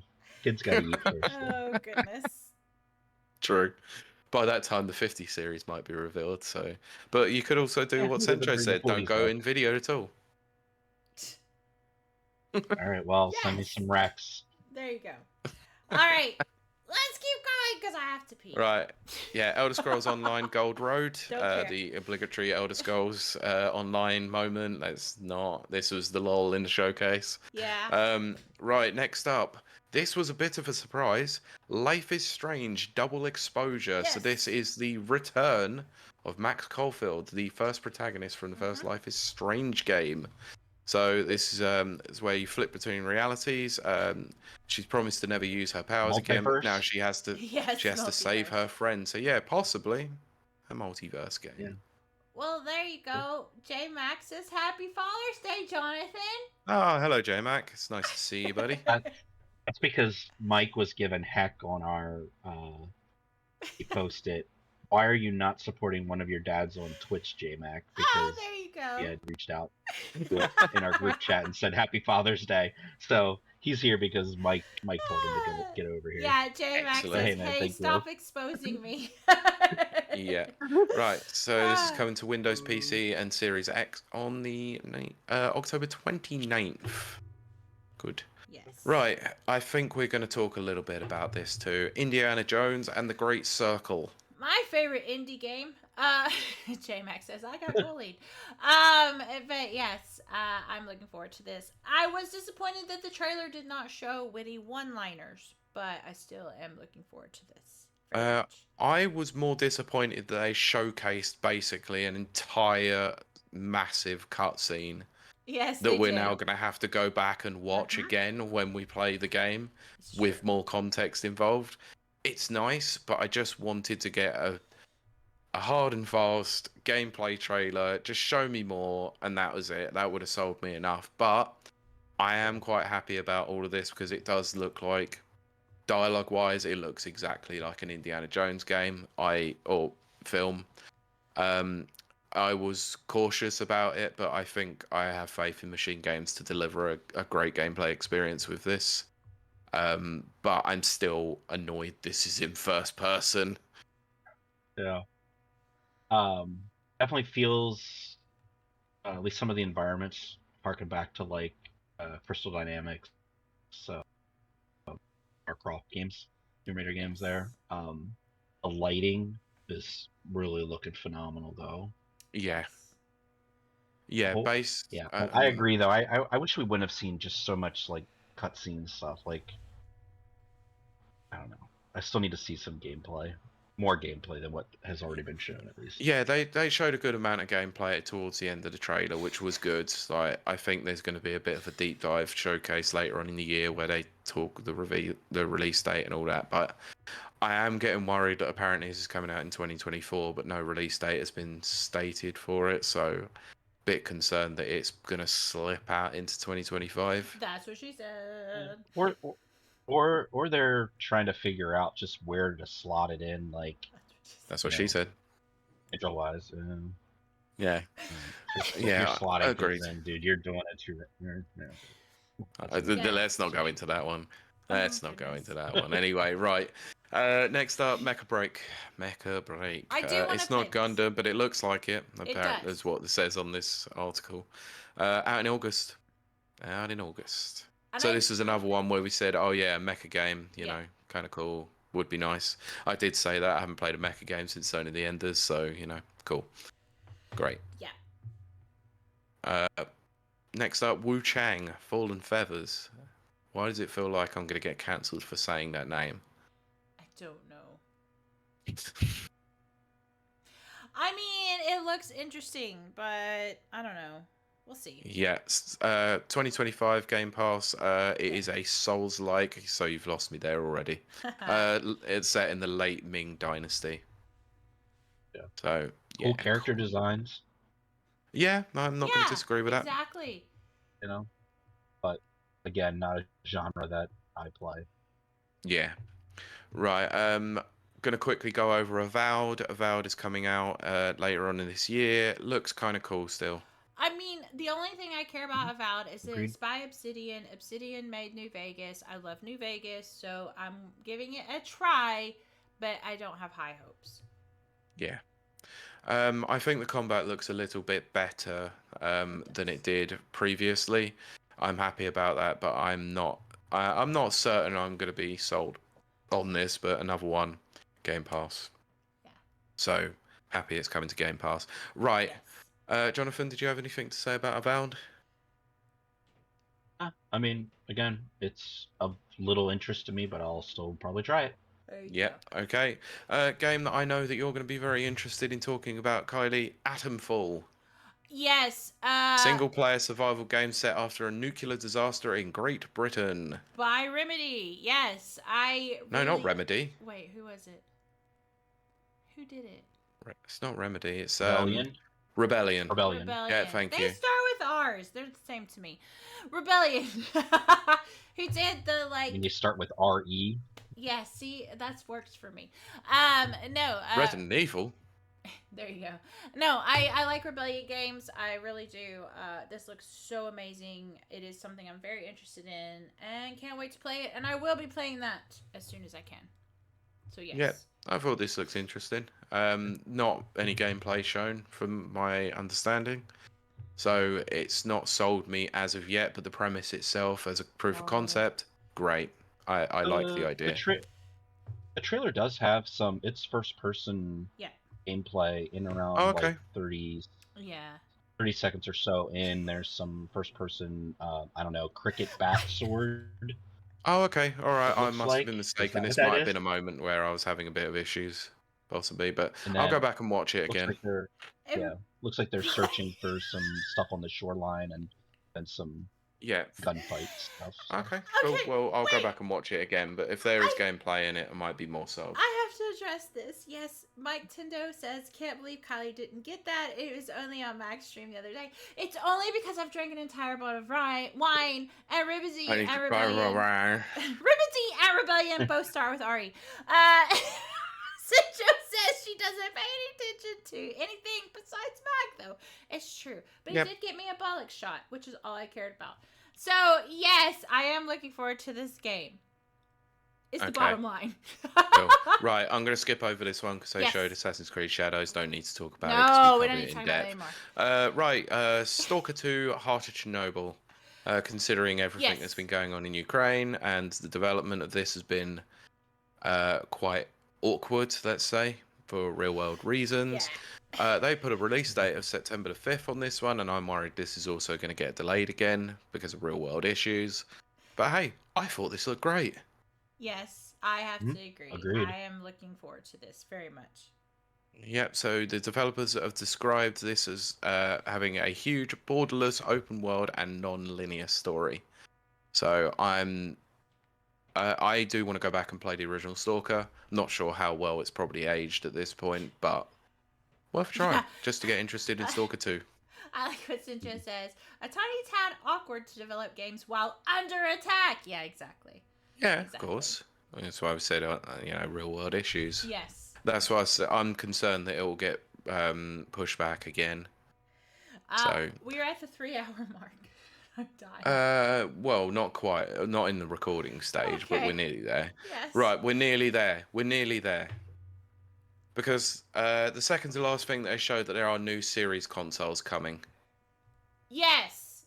We have the all-digital Xbox Series X in white. Yes. The 1 terabyte Xbox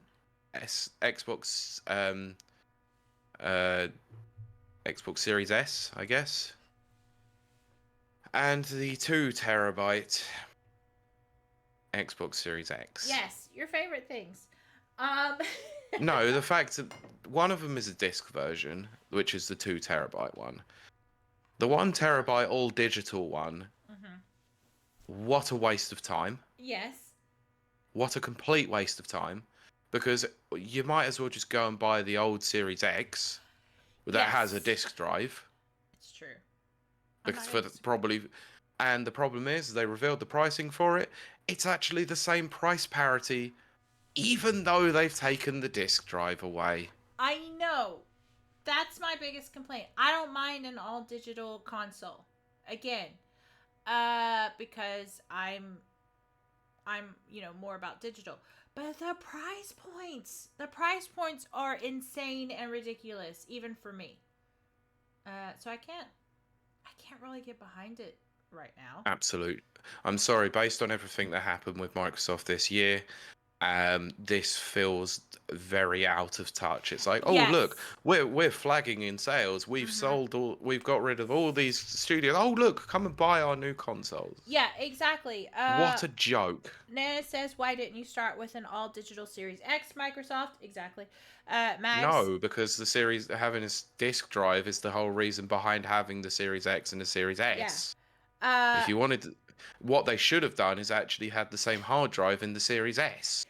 Max says, exactly, Pete. Nana says, how stupid can they be?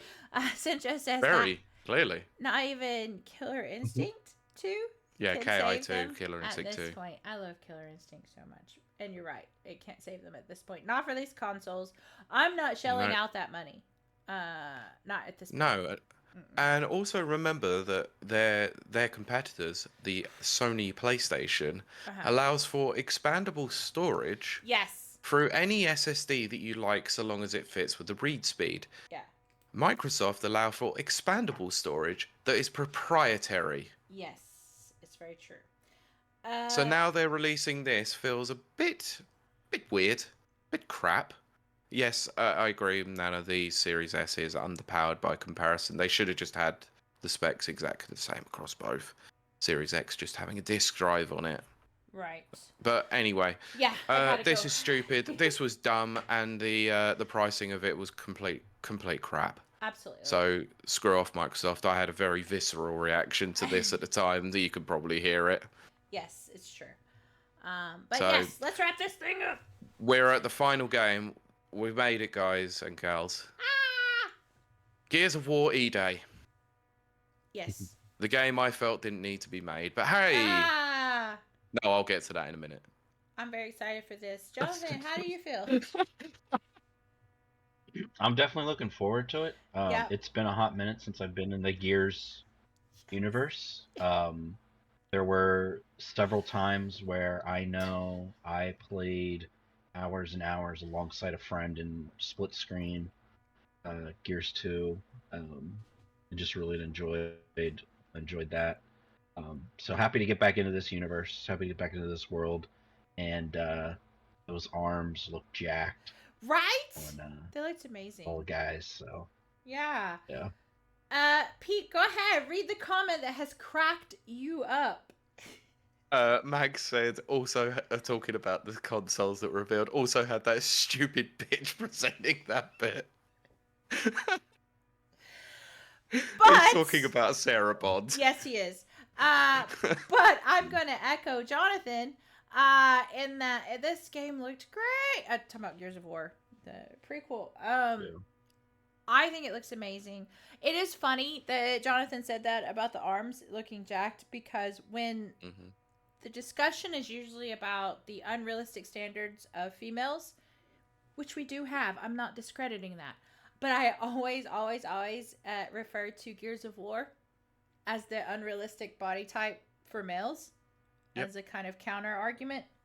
It doesn't go over well with women. I'm sorry, but it doesn't. But it's true. So it's funny to hear Jonathan say that. My only trepidation. Max says, I agree with Jonathan. This was the Gears game I wanted. Glad it wasn't Gears 6, so I'm very happy. Exactly. It's kind of like Doom. It needed to be a prequel in order for this to work. But, Cintra says another average shooter. The only thing I'm worried about, and this is just me, and we're going to fly through this, is I didn't hear any John DiMaggio voiceover acting, which I'm a little bit worried about. And the funny thing about that is I've been watching Futurama like solidly this week, and there is an episode in the newer Futuramas where Bender, who is voiced by John DiMaggio, is a comic book character, a video game character, but he's the opposite of Marcus Phoenix, and he's like really bad at video games, and he's just bad at shooting and everything. And it was very funny, and it just made me kind of have that throwback to Gears of War, which I just really love the Gears of War universe. Yes, thank you, Mike Tendo. Where have you gone, Joe DiMaggio? Yes, I always get he was showering, remember? Yeah, there you go. Wait, that was like 2 hours ago, though. Yeah. Oh, damn, it's like 11 o'clock there as well. Why are you still doing up? We need to wrap this up, too. But anyway, long story short, I'm very excited about this. I just wish they would have given us some voiceover. Pete, what are your thoughts and feels? I've got no problems with this, apart from obviously, it's a proof of concept trailer. It's obviously not going to be out for a while. It's cinematic. It's going to show obviously the very start of the war with the Locusts, and obviously them emerging on E-Day. However, this is why I said at the beginning of this, the game that didn't need to be made. I'm going to stand on the hill because I remember the Gears of War Collector's Edition had the art book in it that explained everything that you needed to know about E-Day anyway. So, fine. For those who may not have actually seen it, that's not a problem. At least we might actually get to play it. I've got no issue with that. So, it'll be a good way for me to get back into the Gears series because I've lapsed since 3. Didn't play 4, didn't play 5. I'm because it's now rather than it being Gears 4, Gears 5, it's now gone back to the actual Gears of War. Yes. I do wonder how much they're going to go back to the classic style of how it worked. But yeah, I am interested in this one, but I'll hold off most thoughts until I see actual gameplay for it again. Yes, and Nana has says one more thing, because it was at 2 other shows that weren't the big ones, and he's correct. That's the ukulele is getting a remake. What a piece of crap that announcement that was. What a waste of fucking time that was. I don't care what anyone says. Why the hell are you remastering a 7-year-old game? I don't care what company it is. Don't do it. It's playable on current gen consoles. Why the hell are you doing it? And there you had Pete's rant. Chat, if you have any more you want to tell us or ask us, or your thoughts and feels on all of the showcases, I think now, Pete, am I right? We're going to rate what our favorites were and how well they did. Am I correct? Mike's not it's exactly the same thing that I said in our WhatsApp group with the EGX gang as well, so I'm not defaulting on that position. But yeah, we'll rate the showcases and talk about our favorites. Yeah. Brent says I am upset about it as well, unless it's a free upgrade on Series X. I agree with Brent. And then Mike says, that just came out. Danker's already gone, but he would probably talk about this. Did you touch upon Shovel Knight DX? We haven't. We're running short on time. How many times have they re-released Shovel Knight with so many expansions? Why do you need to do it again? It's a good game. God damn it. Shovelware at this point. It really is. It's a waste of... Excellent. What the hell? Excellent. What is with indie companies now turning around and going, yeah, we're just going to keep re-releasing our games? It's true. Until Outer Sloth supports them, this is what they have to do. There you go. Very good, Jonathan. Very true. I have to go to the bathroom so bad. Mike says you beat me to it again, Jonathan. And Anna says, okay, Pete, they are making a new one, to be fair. That is true. Yeah, eventually. I know they are, yeah, but why do they need to re-release this on another platform that they've been releasing for 10 years? How else do you afford a yacht club? There you go. Oh, very good. Okay, let's rate our favorites. Yeah, Sencho, thank you. Then just make the new one. Don't stop wasting time on development or remastering, remaking for another console that you can sell it on. I mean, for Christ's sakes, they sold it on the Wii U and it did well. That's true. Anything that's sold on the Wii U deserves props. Yep. Oh, damn it. Anyway, yeah, let's rate these showcases. Yes. So, my favorite was the Microsoft one, which is not a big surprise. shot. And yes, I rate it an 8.5 out of 10. Anyway, yes, Jonathan, what was your favorite? Out of the Microsoft one, or just out of the three? No, out of the three. And if you want to rate all three, that's fine. Yeah. Summer Game Fest was definitely not my favorite. Mm-hmm. There were aspects of it that were my favorite. Right. Okay. I think so. That one's going to be at the bottom there. I feel like I got more gameplay out of the Ubisoft Forward in Assassin's Creed that I needed to see, and Star Wars Outlaws that I needed to see. That I think supersedes basically everything in the Xbox showcase, because that was a lot of just cinematic trailers. So yeah, I'm gonna go Ubisoft Forward, probably an 8, 9 maybe for me at the most. Xbox probably 7, 8. Right. And Summer Snooze Fest looks like a 5. Yes. Again, I agree that should be the title of this episode. Yes, Pete, what about you? Summer Games Fest had a few nice surprises. The fact it was basically nearly 2 hours of stuff that I mostly didn't care about. Summer Snooze Fest is definitely the right accurate description for it. But I can't take away from the fact that they showed Terry and Mai for Street Fighter 6 and Fatal Fury City of the Wolves, so not going to complain about that. But yeah, it's probably a 5 for that one for me. The Ubisoft show, whilst I wasn't overly sold on everything in it, there was a few good highlights in it. It's quite hard to get me interested in Ubisoft games, so they've done a decent enough job in some of those. I think the biggest factor in it is it was short and snappy, like Mags. Sorry, had to get a cheap shot in there. Yeah, it was short, it was snappy, it was quick, it didn't overstay its welcome. It was probably a 7.5 for me on that one. Right. The Microsoft one probably was the highlight of the whole thing out of all of it.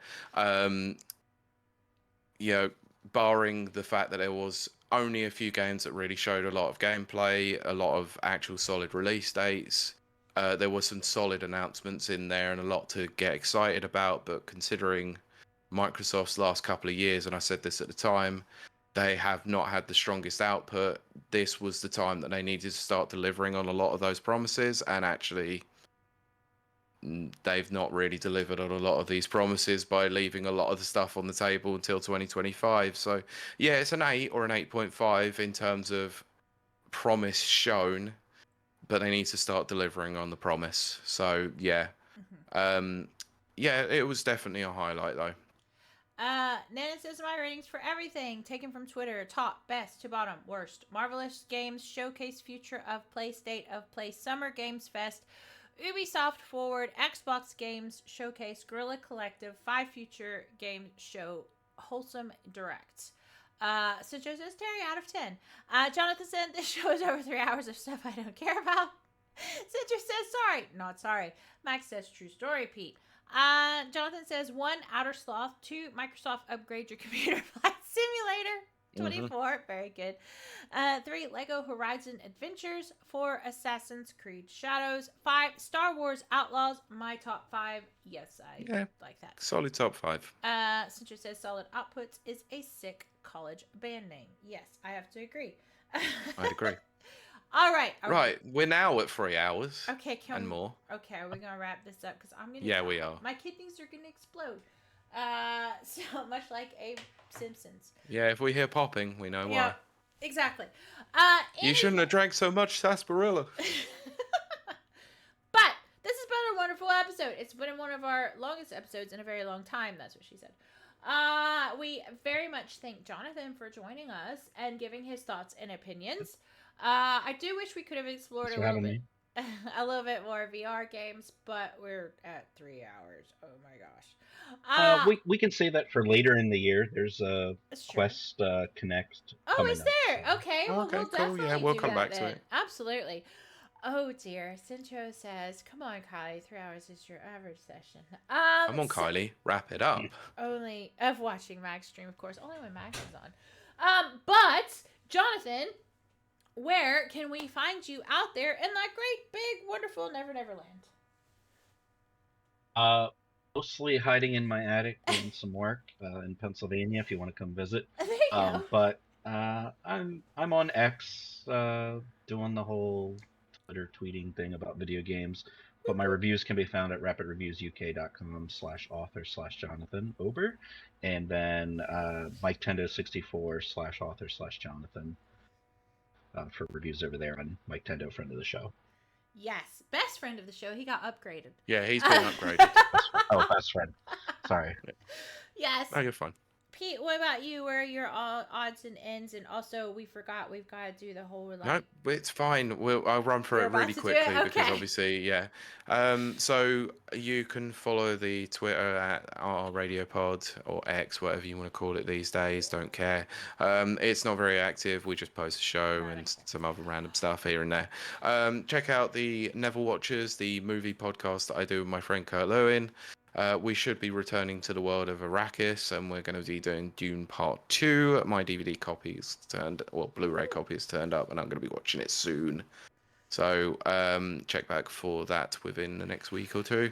Rapid24 is the code that you can use when you're buying your tickets for 15% off at Timeless Gaming Convention, which is the 14th of August at the Arcade Club in Bury in Manchester. We are going to be there. Plenty of people are going to be there. It's going to be a good day. Have a good day of fun at Europe's second largest arcade. I'm probably going to be in cosplay. I just haven't decided yet. Yes. I keep getting requests, so Mags has said less than 2 months ago. So yes, that is true. That is true. So please use Rapid24 for the 15% off because you want to make us look cool. Yes, make us look cool in front of Mags. Europe's largest arcade, but UK's second best arcade is what Mags says. Don't want to get sued by them. All right, fine. I apologize. Jonathan will be at Too Many Games, June 29th, local video game convention in Oaks, Pennsylvania, which... Oh, yeah, awesome. Wait, is PA Pennsylvania or Philadelphia? Yes, Pennsylvania. Okay, Yeah. thank goodness I've been away a little bit. Oaks, Pennsylvania. Yes. Okay. Yeah. Yeah, I keep Philadelphia forgetting is about. also in Pennsylvania. I keep forgetting about too many games. many Like games it is a sounds like a good great one. convention. I really want to go Yes. to it at some point, but that requires me to be in the US. Yes. Hey, and there's a bed here for you, Pete. There you go. Sweet. It does sound good. Well, Please sleep on the couch. I wonder if I wonder I wonder if I can hold off my honeymoon until There June. you go. That's it. Yes. Prolong your honeymoon. Oh, Brent says, is that Amish country? That is kind of, there's Amish around there, isn't there? It is. Yeah. Amish are about 15 minutes away from us, yes. Wow, that's Nice. so amazing. I haven't been to the US in 15 years, which is kind of crazy. But so I guess I'll kind of, let's see. Jonathan says 20 years married, still probably honeymoon. Brilliant. Mike Tindo says, now it's a race who gets to stay with Jonathan first between Mike Tindo and Pete. I love it. Brent says, I know my geography. Yes, you do, Brent. Very good. It's all right. It's all right, Mike. We've shared a convention hall. Oh, Different. I'm Probably not in Jonathan's house. Sorry. Wait, I just realized I've met Jack Tindo and I have not met Mike Tindo. Oh, time for the band hammer, Nana, if you can. There's still 8 other Tendos you have to meet. Yeah, exactly. Well, I did meet Jack Tindo's wife and his children, and they were lovely, absolutely wonderful. GeoGuessr. Oh my gosh, I haven't played GeoGuessr in so long, Sincho. GeoGuessr's great, Brent. You probably would be good at it, actually, Brent. You should try it. If you've met one Tindo, you've met them all. Nana, if you're around, if you can, banhammer them. Banner. If not, I will ban them. Yeah, right. Can we wrap this up? 3 hours and 7. 3 hours and 7. Yes. Mike says there's also John Tindu, who we're speaking with right now. Okay. I'm gonna plug myself, which seems like Yeah. Yeah. Okay. I probably shouldn't have said that. Anyway, I will probably be doing I will be doing a sneaky stream, a stealth stream this week. Probably tomorrow. Not very stealthy then. Well, I'm just telling you guys. I'm not gonna. Exactly, Jonathan. Exactly. Yes, and Joe. It'll get me banned. TOS. But I will probably be doing a stealthy stream tomorrow on my personal channel, which is KILAY_WILDE. If you aren't following, it's just gonna be me playing games. There's nothing special to it. If you want to come along, please do. I'm not gonna advertise it or go crazy. It's just me by myself, talking to myself and drinking wine. Maybe it'll be fun and playing a game. Who knows? Everyone come play in the sandbox with me. And Depends on what you're playing. I don't know yet. I think I'm just gonna pick a random Steam game. Yeah, do it. Mostly I just want to hang out with chat and chat to chat. Yes, that makes sense. What time are you going live? I will probably be going... 7 o'clock. Actually, it's probably... Well, maybe I will do 7. I was going to do 3, but maybe I'll do 7 because I don't want to cross into Mag's stream because I will be immediately shutting down and going to Mag's stream. But yes, if you're out and about and you see my little alert, come chill. Come talk to me. It'll be fun. That's all I care about is chat. I don't really care what I'm playing. And I think that's going to do it for us. Since I'm not reading that, but Come on. Yes. I can't help it. Sincho is correct. I will be at TwitchCon it's true, in but 10 days. So much far. I need to pee and we need to finish. Come on, hurry up. Let's go. Die. You're right. Okay. Yes. Thank you so much to Jonathan for joining us. It's been wonderful. Up. What? What? Shut up. Chat, shut up. I don't know. Chat's giving it their best. And yes, it is true. 10 days, guys. 10 days. That's when TwitchCon happens. Anyway, yes, thank you so much for joining us. We will probably do 2 minutes at the most after post show. Thank you so much for joining us. We thank Jonathan for joining us, and hope you have. Thank you, Jonathan. A lovely week. And we will see you and talk to you next week. Bye. Bye, everyone. Goodbye. Okay. 3 hours and 10 minutes. Jesus Christ. We will do like 2 minutes of post chat. Thanks, chat. You're wonderful. So, Nana says, Kylie, and Centro says, just go pee and come back. Jeez. And then Mag says, go piss, which is just wonderful. Nana says, great episode. Thank you, Nana. Thank you very much. Mag says, thank you. No, pee then log off. I've got food coming. Brent says, I know your house is big. Have you ordered food whilst we've been recording? I did. And yes, Brent. Jesus Christ. Brent, there is literally a bathroom straight across from my door. It's the downstairs bathroom. It's so Where do you guys think? Where do you guys think I went like an hour ago? There you go. I'm not surprised. I know you did. You. I think it was pretty obvious. But I hope you guys. Like, yeah, I should have walked back like with some toilet paper hanging. Yes. I hope you guys have enjoyed this. It's been a longer episode. Oh, so much fun. Than normal, but it is because we were rehashing all of the showcase. I consider it all Summer Games Fest. I don't know. Maybe that's wrong. But we're still missing a few things. We didn't get to Wholesome Games. We didn't get Wholesome Games. We had the Devolver. I forgot to mention that. There was get the Devolver, yeah. Cincha says you have to make up for the skipped episodes. I mean, we did. And then some. And the PC show, yes. Future. Oh, thanks, Mags. It's just going to list all the ones we missed. Cincha says I like wholesome games. Do we have a show? We do. Wow. Okay, so we do have a show next week. Yeah, But so then next the week we following have a week show. we It's don't. the week after that we don't. Because I will be in Rotterdam with Mags.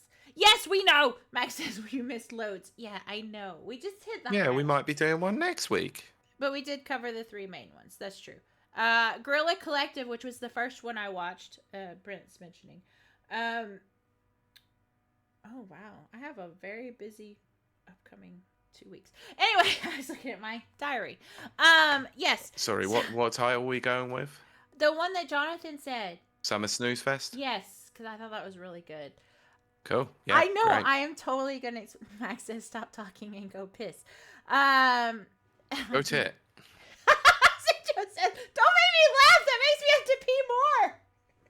Yes, Brent, we did miss Day of the Devs. I tried to hang in there for Day of the Devs. I couldn't. Sorry, I was on spotty, crappy Wi-Fi, so it was a struggle. It was a struggle even streaming that showcase. It's just a rehash. So one thing I'm gonna do, I told Max this earlier, is when I'm at TwitchCon, yes, TwitchCon, I'm gonna ask every developer there to come on our show. Now, if Please I do. ask 100 developers, maybe one of them will agree, and that's all we need. I feel like I got us a developer one time from Too Many Games. So Yeah. that reminds me, I need to remind myself to do that, whether for here or for Yes. Mike Ooh, Tendo. Mike Tendo, Yeah, that would be nice. Thank there you. are local developers in the Yes. Philadelphia, New York areas That's that right. show You up at the did show. get us. So I can't remember his name, but he was wonderful from Too Many Games. Yes. Yeah. That studio. It was all wonderful. Oh, but it is a good show. Go check it out. And Jonathan's right. He got us a great guest from there. Brent says, I watched them all every minute. Very good, Brent. We probably should have had you on as well. Next time. Yeah, we should have done. Brent, if you're available next week where we can run through all of those and catch up with it, that would be great. Do we want to keep talking about these shows? I believe that some of those should be showcased properly because we only talked probably. about the big ones, really. So yeah. That's Yeah. what she said. And then Max says, yeah, there's quite a few devs there, which is good. Yes, we were going through the exhibitionist.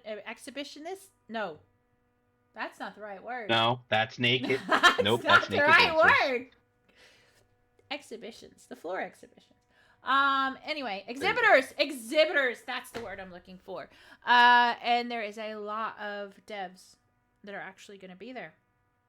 Quite surprised, actually. I guess I shouldn't be surprised. It's TwitchCon, but still. Brent says, Pete, did Dead Drop Studios ever get in touch? I'll have to check again and see because I don't remember. Yeah.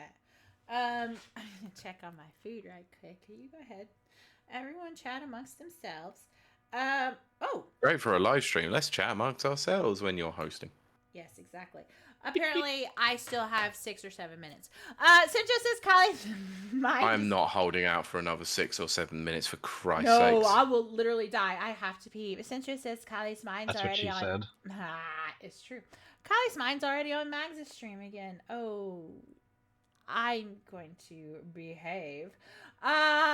Behave. But you can catch Mags' stream, his Twitch stream, tomorrow. At 9.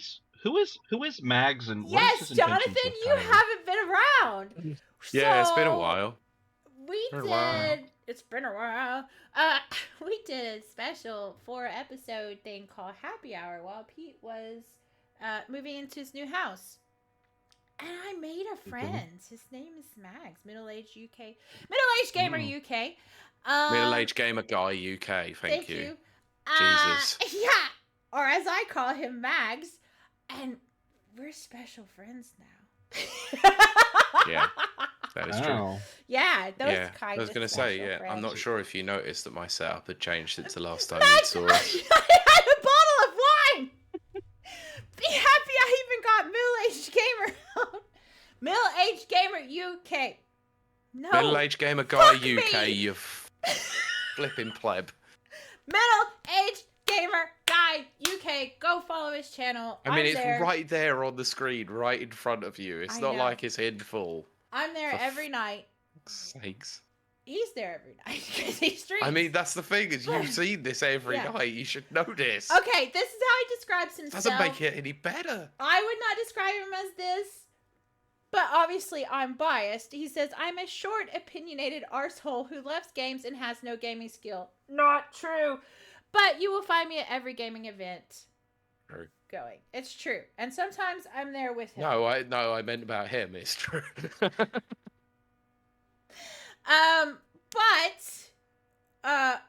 Sincho, I'm not reading that.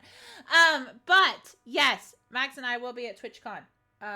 So if you're there, come check us out. Yes. And EGX is shit. Yes. Mags and Mike Tendo were on the same episode, and Mags went off on EGX. Okay. It's a good episode. It's probably the episode where I went, oh, Max is kind of hot, and then I messaged him.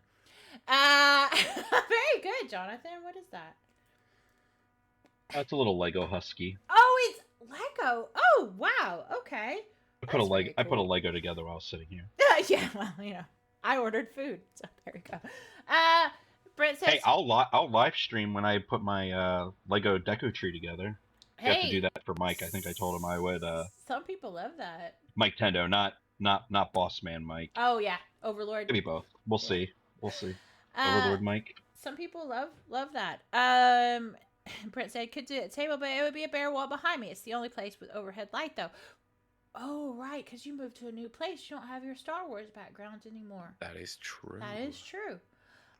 Yes. I'm going to wrap this up because I am going to die. And all kidding aside, yes, I am going to plug Mags. However you take that. He is streaming tomorrow, and it is Middle-Aged Gamer, you gamer guy. Oh, my God. Fuck me. I can't. I've had a lot of wine. Tomorrow at 9. So Joe says to you, Jonathan, I'm not sure if showing your deco tree on stream is against TOS. Mag says I quit. Mags, I can't help it. Was either showing my deco tree on stream or my master sword. Oh, there you go. A lot of people will be there for that. Yes, Cincho had to leave you for a bad one. And where is Dave? I think Dave is probably an Ashen stream. I assume Damn you, Ashens. I would assume Ashens he's usually on Sundays. It's so funny because I'm not kidding.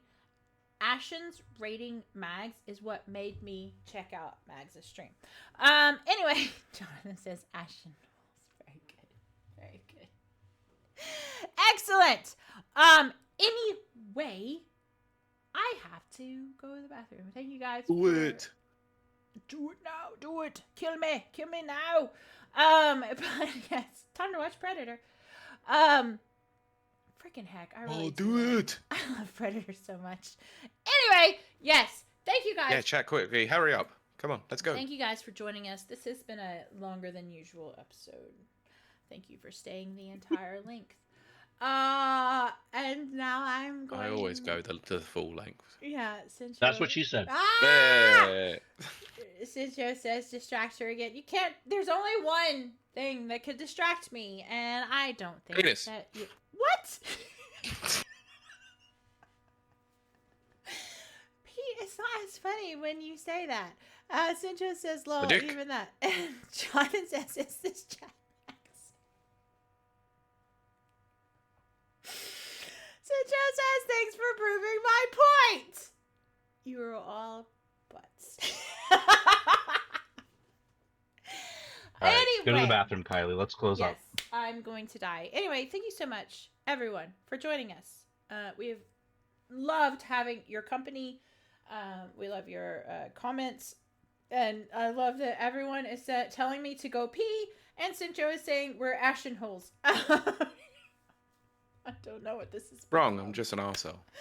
Oh my goodness. Anyway, if she says thank you for joining us, I'm gonna die. Thank you for joining us. It's been a wonderful evening. Yeah, thanks for joining us. Jonathan is now dead. Cincho says go feed your toilet. Cincho Hold on, someone has a question. I'm just kidding. Oh my gosh. Go feed your toilet. Brent says hydrate.